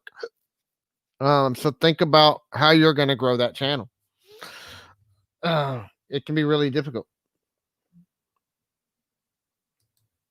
You're going to keep the same niche, just translate it. But that's good to know. And I've seen people that do that. Or you can either take the same videos you've already recorded and just dub over in English. Or I've even seen people that posted the exact same video, didn't even change the audio. They just put English subtitles and captions on them. So you can do it that way too. I prefer the dubbed over, at least, or just re-record the same content in a different language. But it's up to you which way you want to do it. I've seen people where the only thing they did to change the language is they formatted the text. But one thing I don't like, and I have seen this done a lot, is you put your titles in your subtitle. I'm not saying you do this. I'm saying I've seen other people do this. I saw some videos that frustrated me the other day because I saw some videos that were English titles, English thumbnails, English description, and I get to the video and they're speaking a foreign language. I couldn't understand a single word they said. If you're going to do your videos in a language, make your titles and thumbnails and descriptions in that language, not in English. Because I got served to me, I went to check out their content because it was something I was interested in, and I got zero value out of it because I couldn't understand a word they said. So I bounced.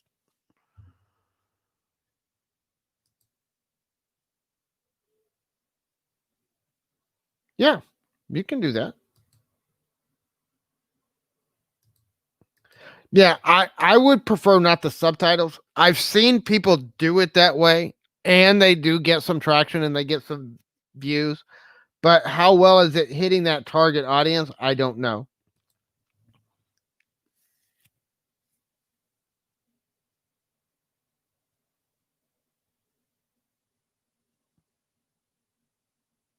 Yeah, they have an automatic translate in about 3 different languages.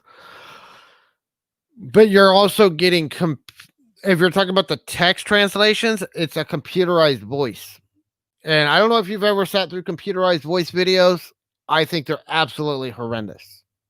It's better if you create your own content in that language, so it's in your voice, so that it's got your emotions, it's got your inflections, it's got your personality into it instead of a computerized voice. Because I have seen the videos, I know exactly what you're talking about, and I've seen some of those videos, and the computerized voices drive me insane because there's no emotion to it, there's no connection with the creator, and the translations can be horrible. They can translate things into another language, but some things don't translate directly from one language to another. And if you're doing a manual translation, you can rephrase, reword things so that it does translate well. because some things just some structures just don't translate on a word for word basis very well because sentence structure changes as you translate, and they don't when they do those auto translates, all they're doing is a word for word translation. They're not translating the sentence structure to be appropriate.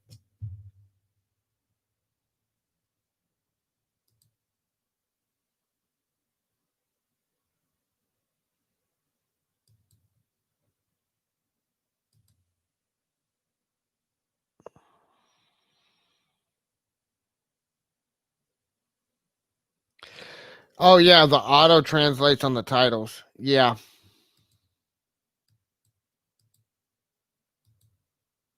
Yeah. I know about that too. The auto translates on the titles and thumbnails. I don't like that in that now they're serving me content that's not relevant to me because it's in a different language. Why would they serve me content saying this is an English content then it's not?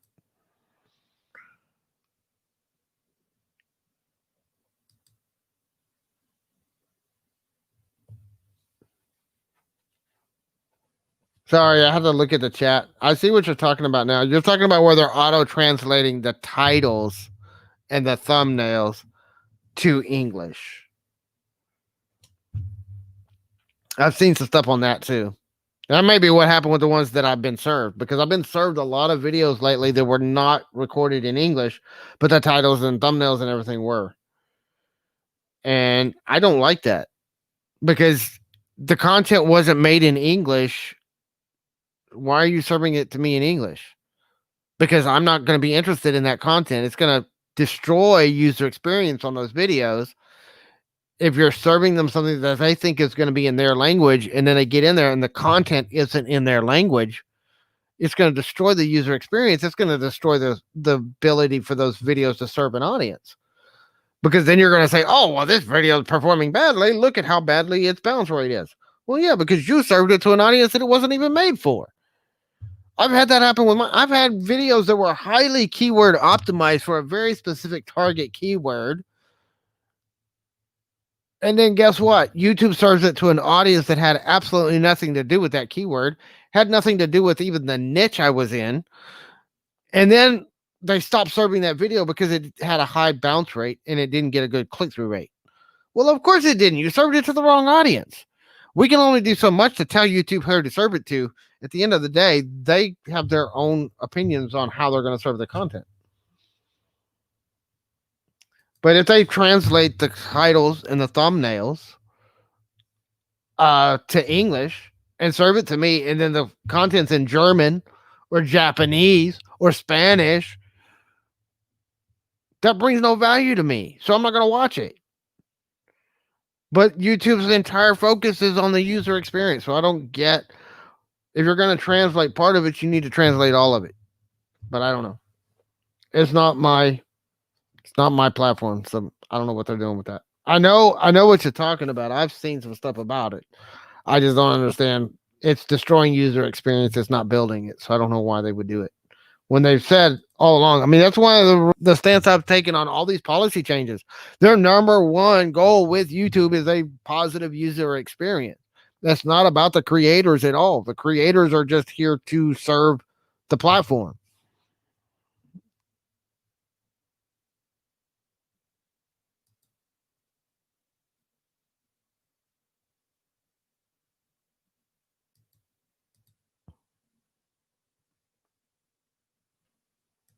Yeah, I've been seeing it. I just seen it in the last few weeks. Honestly, I've never seen it until just the last few weeks, and I've been seeing it quite a bit in the last few weeks.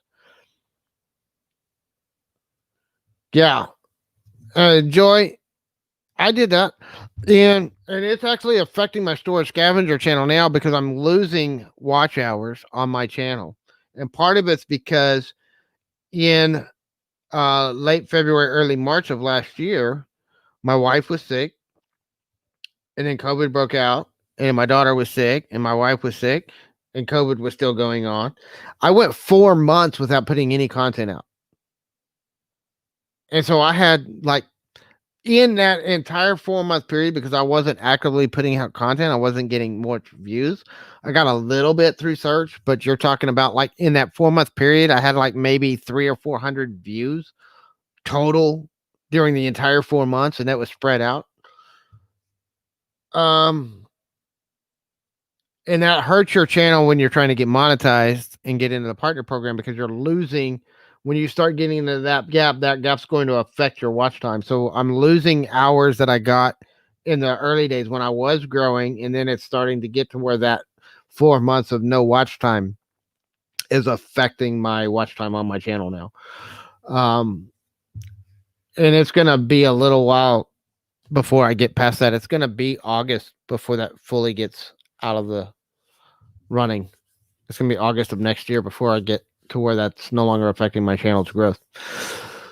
But at the same time, I'm overcoming that because now I'm putting out content regularly. I'm getting those views. I'm doing more live streams than I was doing even back then. So I'm getting more watch time that way. So it's offsetting that lull. So once you start putting out content, you're going to have that lull when you catch up with that dead space on the front end of your watch time. But when you get past that, it won't really affect your channel anymore. But if you continue focusing on your growth and just growing what you can do, don't worry about the past. You can't change the past. I don't care if the past was 5 minutes ago or 5 years ago. You can't change 5 minutes ago any more than you can change 5 years ago or 500 years ago. So don't worry about it. Just focus on what can we do to move forward. Learn from those mistakes and move forward. I've been through a lot. Yeah, and I haven't shared as much of that here as I have on the storage scavenger, Joy. But we've been through a lot this year. It's been a crazy year. But it's just about moving forward. And it's about, constantly trying to improve me and trying to improve how can I better. So, I grew up, and I talked about this in some of my other channels. I have spent the last 20 years studying a lot of things. And one of the things that I've studied is the teachings of Dr. Wayne Dyer. And one of the things that he taught in almost everything he taught was, I'm not trying to be perfect. I'm just trying to be better now than I used to be. And it's about looking forward. And, one of the things that he talks about when he taught about how to move forward and how to, constant, never ending improvement. And one of the things that he always talked about is he used the metaphor of a boat. And if you think about it, if you've ever been in a boat, you have those two trails behind you. And that trail behind you is called the wake. Well, there's a lot of people that want to focus on the wake to try to drive the boat. And then they wonder why their boat doesn't move. The wake doesn't drive the boat. The wake is just the trail you've left behind. And this is how you have to look at your past. You have to look at the mistakes you've made in your past, the events you've been through in your past, when you can realize that the past that you have is just a wake. It's just a trail you left behind, and it doesn't drive you forward. What you're doing right here, right now, what you're doing, the decisions you make today is what's going to drive you forward to tomorrow and the day after that and the day after that. And if you can shift your focus to focusing on how can I better serve others? What am I doing today to better serve other people and to better serve my audience? When it comes to YouTube, it's all about, this is my audience. This is the people I want to talk to with my content. How can I better serve you? This is why I love live, because with live streaming, I can talk to you directly and I can share my experiences with you. I can share what's working and what's not working with you, but I can also specifically we can get into a discussion and you can ask me the questions I didn't think about when I was trying to create the content. With a video, it's hard to do that. But with live stream, I can get direct feedback. And if I'm not going deep enough, or if I'm not explaining something well enough, you can tell me in the comments and I can go there. That's why I love live streaming. Especially, I personally believe that live streaming in the educational space is going to dominate moving forward. I think it's been moving in that direction for several years. And I think if you're in an educational space where you're teaching people how to do something, you need to be live streaming. I think it's going to dominate and it's going to take over as the primary form of educational content is live. You're seeing more of that. I mean, even schools. Think about it. My kids, for several months, were doing their schooling the same way we're doing right here. And I've been doing this for years on YouTube. This is what we do on YouTube. This is what we do in an educational space. They're doing the same thing, but they don't know how to do it. There's a ton of people that are now having to learn how to educate through live interaction. That's why there's so much room here.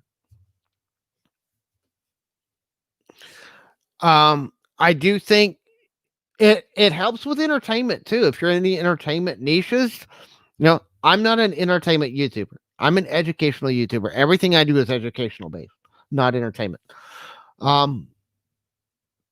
But if you're in the education space and you can really get in there and you can talk to people and you can say, hey, this is a question a lot of people ask. Most of my videos on this channel, almost every piece of content on this channel has specifically been to answer questions that people have asked me.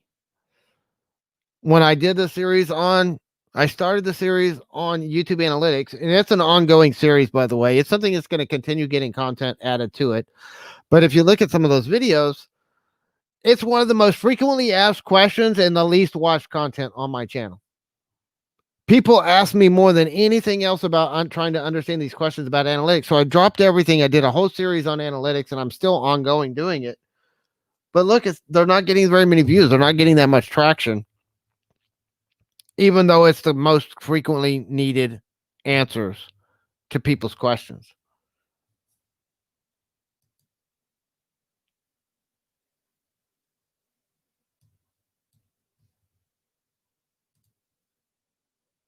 She does her own live streams. Actually, Adrienne will be doing her own live stream today, unless she breaks her schedule, because she does it every Friday afternoon. Farmstead Smith. Y'all should, if you like her kind of content, if you like homesteading type stuff, beekeeping stuff, she does a great channel. And she was actually here on my live stream when we talked about the YouTube terms of service change, back when they changed the terms of service to make the ad policy change. She came on the live stream with me the next day, and we actually had a 2-hour live stream on it. One of the best live streams we've had. I have some things I have to work on with my ability to have guests on my show. We already talked about that. Hello, Amber. I'm actually been on for 2 hours, and I'm probably going to be wrapping it up fairly soon. But if people still have questions, we'll still keep going for a little bit anyway. I do have some other things to do today, but we'll go on for a little bit longer. If people have questions, if nobody's got any more questions, we'll wrap it up. But one of the things I want to do, Adrienne, since you're here, is I'm waiting for somebody that keeps talking about starting a second YouTube channel on YouTube channel growth. And I'm waiting for that person to start this new channel, because then I'm going to invite that person to come onto my show and do an interview with them. You might know who I'm talking about.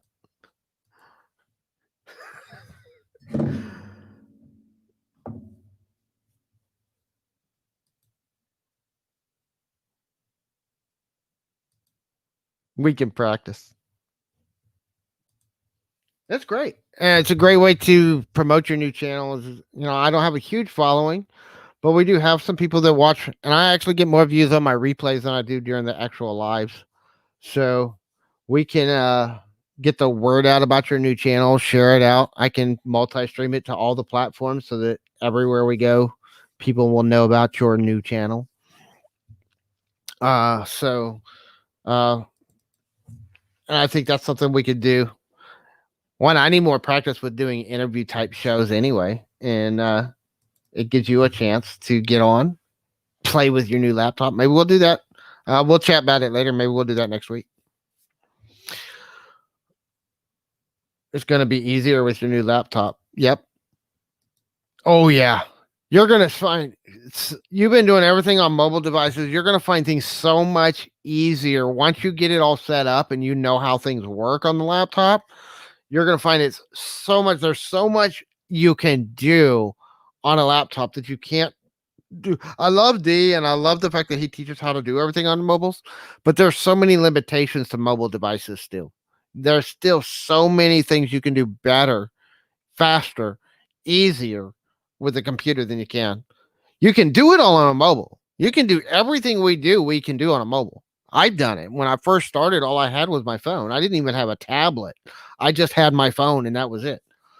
So you can do everything you need to do, but there's so much that you can do better, faster, and easier with a computer. Yeah, you can link to your channels.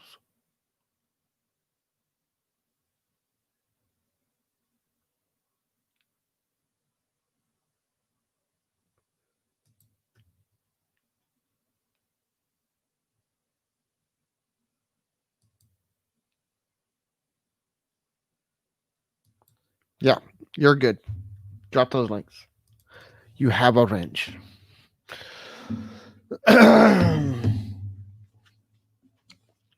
So yeah, check out Adrian's channel if you like farmstead information. If you're into the homesteading stuff, she has a really good channel about that kind of stuff. She has great beekeeping videos. She has her donkeys. She's been doing videos on her chickens. She even has Benji videos blowing up her channel. Benji is her cat. So she's doing a great job with that. She's been blowing up, guys. Adrian, if you really want to see how to grow on YouTube, pay attention to Adrian's channel. She's been on YouTube since August, and she's already over 1,000 subscribers. Yeah, I started a month after she did on this channel, and I ain't nowhere near that.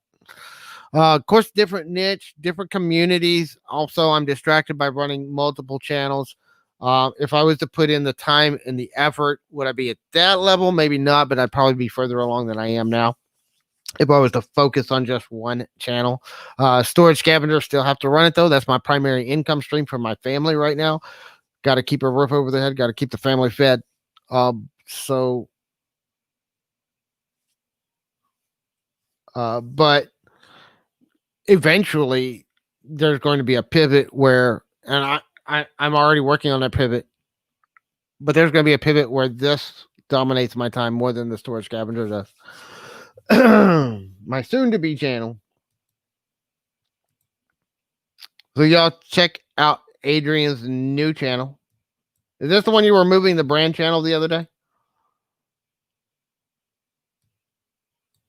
Farmstead Smith.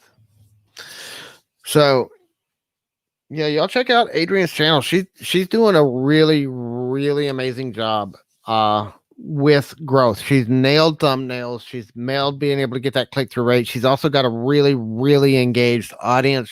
She got lucky. She got into a niche that has a highly engaged live streaming community, and they help support each other, which is huge. One thing that I will caution you, I have found in this community, in the YouTube growth community and space, there's not nearly as much live streaming, and they're not as apt to promote other people's channels as they are in other niches. And I'm not saying there's anything wrong with that. It's not a bad thing. It's just to be aware that that type of growth can happen in that community, but not as prevalently as it does in other niches, not as quickly. It takes a little bit more trust with the bigger channels to get them to trust you as a new channel. It takes a little bit more, and part of it's because there's a lot of scam channels. There's a lot of channels coming into this space that haven't done the hours of research you've done. You've already put more hours. I see channels that have been doing YouTube advice for over a year and haven't put the hours of research you have into it in just the last few months. So as long as you're willing to do the research, continue putting yourself out there and continue doing the growth, do it just like you did this one. You're going to grow. It just might be a little bit slower. And I mean a little bit. I mean, you might, it might take you 4 months to get to 1,000 subscribers instead of 3.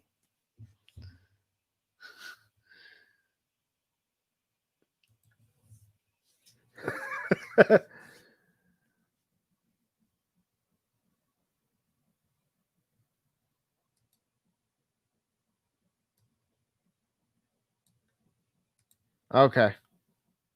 We got it at least. I'm just warning you. You may not see as fast of growth as you saw in Fort Smith. But one of the other things, and this is something that D and I talked about on the Twitch chat briefly last night. This niche is one of those you have a hard road to kind of get yourself off the ground. But then once it gets off the ground, it tends to explode. And a lot of the channels that I've seen, it's like the first 100 of the first 400 or 500 subscribers was like freaking pulling teeth, but then all of a sudden, bam, it took off and it was gone. And it went to 1,000 and then 10,000 and then 5,000, 20,000, 100,000. I mean, I've seen channels that spent a year to get the first 500, and then in the next year they were over 100,000. So that's the thing with this niche, is it tends to be slow growing. It's almost like pulling teeth trying to get anybody to subscribe for a while, and then it just opens up. Once you get yourself established, it tends to blow up. It's D Nimmin, DEENIMMIN, D Nimmin. He is one of my favorite YouTube growth experts. I do recommend anybody that really wants to get into. He teaches mobile. His primary focus is on mobile devices and how to do YouTube from mobile. And Adrian beat me to it just as I was putting it in the chat. There she is. There's his channel.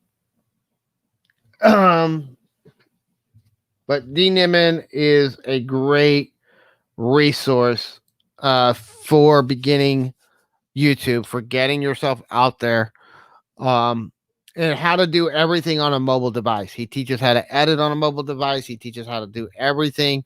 And he shows, like right now, he's actually practicing what he teaches. He is a mobile YouTuber right now.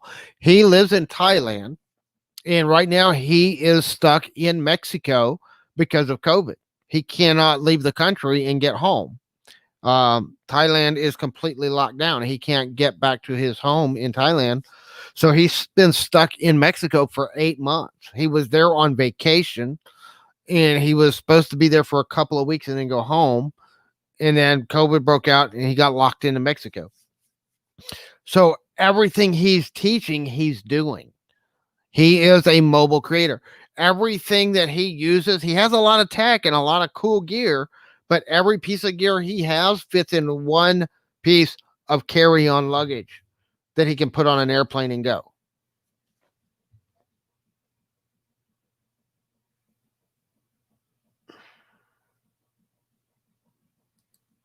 That's what I did. And see, Adrian, that's how I grew kind of as quickly as I have, because I already had a little bit of authority within the reselling community as somebody who knew how to do stuff on YouTube. Part of the reason I started this channel was because people in the reselling community coming to me and asking me for questions and asking me advice on YouTube. A lot of my step-by-step tutorials, the reason I recorded them was because people were constantly asking me for that help. How to set up your homepage, how to set up a live stream in Streamyard, how to run a live stream in Streamyard. First thing I did was a 3-part series on Streamyard, because I was being asked almost every day to answer those questions. And I was spending more time working on that. And now people ask me those same questions. I take 30 seconds and share them a link to my videos on how to do it. That's honestly why I started this channel. Yeah, he could actually get into the US, but his girlfriend can't because she's not a US citizen.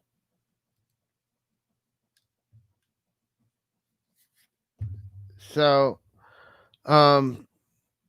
yeah, use the authority you already have to build your new channel. That's one of those areas where you're going to grow a little bit faster. But you're going to grow, you're going to get those people that will subscribe to you. And you're going to still pick up, I'm still getting new subscribers from the reselling community. Now, it's a new niche. There's still people that are like, you know what, I follow you over here.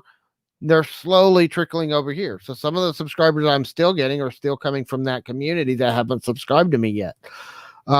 But I'm also getting outside of that community, and that's where I'm so active in some of the YouTube groups. And honestly, I mean, you see me in a lot of the Facebook groups, but most of them don't know I run a channel in the niche. I'm not in there promoting my channel, but I'm in there communicating with people. I'm talking to people. I'm getting to know people that are YouTubers, and I'm getting to know people's questions. And I'm creating content to answer those questions. So that's one of the things that we're doing. That's why I'm on so many live streams. I'm on pretty much. I'm kind of building up like I did with Storage Scavenger. Storage Scavenger, 90% of my subscriber base came from getting on people's live streams, and not just getting on in the chat and listening to people's live streams and participating in the chat. That's where it started, but actually getting on the live streams. Getting up, being in this position, being up there, being a guest on the streams.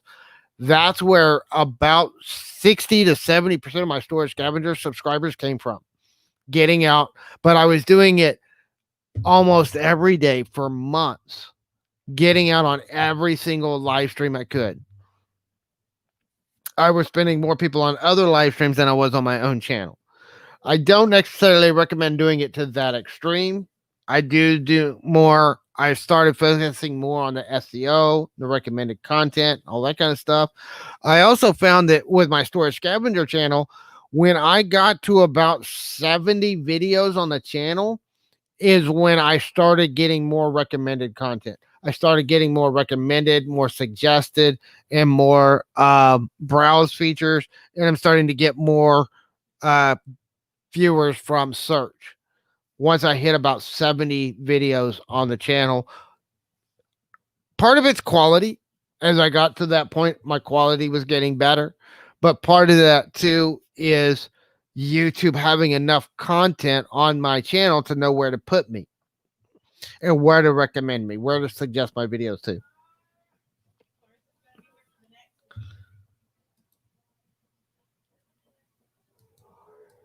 Yeah, I've been on for almost 2.5 hours, so I am going to be wrapping it up. And the wife is telling me the same thing, Adrian. Thank you.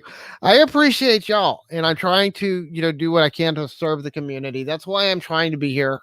I love doing this. I could sit here all day chatting about this stuff. That's one of the things that I think is important. I talk to people all the time struggling to pick their niche, trying to pick out what do they want to do their content on. I want you don't have to do it on what I'm doing. I'm doing YouTube growth. I'm doing this stuff, but it's why. Why do I choose this niche? When it's one of the most competitive niches, it's one of the hardest niches to break into in this space because of the competition, because they have a higher level of expectation, because you're teaching how to use the platform, you're teaching how to create content. There's a little bit higher level of quality expectation in this niche. And it's harder to gain people's trust in this niche. But why do I choose this niche over other niches when I know all that going into it? It's because of my passion, because I eat, sleep, breathe YouTube strategy, YouTube growth, content, not just YouTube, but content in general. I love the process of creating content. I love recording. I love editing. I'm not the best editor, but I actually get into it, and I can sit here for hours and hours and hours and do it without even blinking. I love getting into graphics. I'm not a great graphic designer. That's one of the skills I'm developing right now, but I love getting in there and tinkering with the design program. What does this do? What does this feature do? I'm always learning and pushing different buttons and trying different techniques. I love doing that kind of stuff. A lot of people don't. It's not the niche for you. But if you love fiddling and tinkering with that kind of stuff, it might be a great niche for you. But whatever it is you get lost in? What is it that you can do? You can get into conversations for hours at a time and lose yourself. I could sit here for the next 4 hours and keep this conversation going. My voice won't last that long and I'm out of coffee, you know. So we might have to take a little break there, but I could keep this going for hours. Could you run a 6-hour live stream and still not run out of stuff today? If so, that might be a good niche for you to be in. Because if think about this, okay, the average videos are about 10 minutes long. If you could do a 6-hour long live stream, that's 6 times 60 minutes worth of content. You could break that one live stream down into individual videos that you could put up on your channel. And you could have hours and hours. You could easily do one live stream, break it up, and have 100 videos on your channel. Bye, Adrian. But that's what you want to do. One, I love helping people. I love serving people. But you have to be, I think, if you're going to be in a teaching space of any kind, whether it's YouTube growth, personal finance, eBay, if you're in a teaching post, you have to have the mindset of serving the audience. You have to be here to serve the audience. I think if you want to be a content creator, you have to be here to serve the audience. But especially in the teaching space, your focus needs to be on how may I serve, not what are you giving me, not what's in it for me. It's about what can I do to serve you. If you're focused on how can I serve an audience, how can I serve the community, and pick a topic that is something you are that passionate about. If you combine those two things, where you're passionate about the topic and you're focused on serving, you're going to be successful. Whether it takes you a week or a year or 2 years or 5 years, if you have that focus of how can I serve, and you're on a topic that you are super passionate about, nothing's going to stop you from being successful. It might take you longer or shorter. You might have some skills you have to develop that takes you longer to get there than others. You got to remember, people that see me that I'm grown and they see some of the things that I've done in less than a year that other people in the same niche have not been able to do in 2 or 3 years. They don't remember the fact that I've come with 10 years of experience in content development. Yeah, it's not video production, but content development strategies are still pretty much the same. I'm just having to learn some of the technical details to move it forward. So that's one of the things that you've got to do if you really want to be successful. Pick you a niche that is something you love to do. What can you talk about for hours on end? And what are you willing to teach others? How can you best serve other people? Purpose, passion, and service to others. Those are going to drive you forward. So this has been a fun discussion. I hope you've had a great time. Those of you that have stuck around for almost 2.5 hours listening to this talk, we appreciate you coming. I'm probably going to break some of this up into multiple shows. I may do some individual videos. I may do some shorts out of some of the clips of some of the things we said today. I think we've had some interesting discussions. Those of you that have any comments, anybody that happens to have watched for 2.5 hours on the replay, or those of you watching the show, come back after the replay. If you have any questions about some of the things we discussed, or if you want to go deeper on some of this, leave me your comments and let me know what you think. Also, if you haven't already, make sure you give us a like and a thumbs up. Thank you guys for joining us. If you're watching this on Periscope, if you're watching this on Facebook, thank you for joining us. Give us approval. Give us a like over there as well. Follow our channels. We're going to be doing more of this. We're going to see how this whole multi-stream thing worked. I'll be checking out the replays on all 3 channels to make sure it worked. We love you guys. Thank you so much for joining us today. We will see you all next time.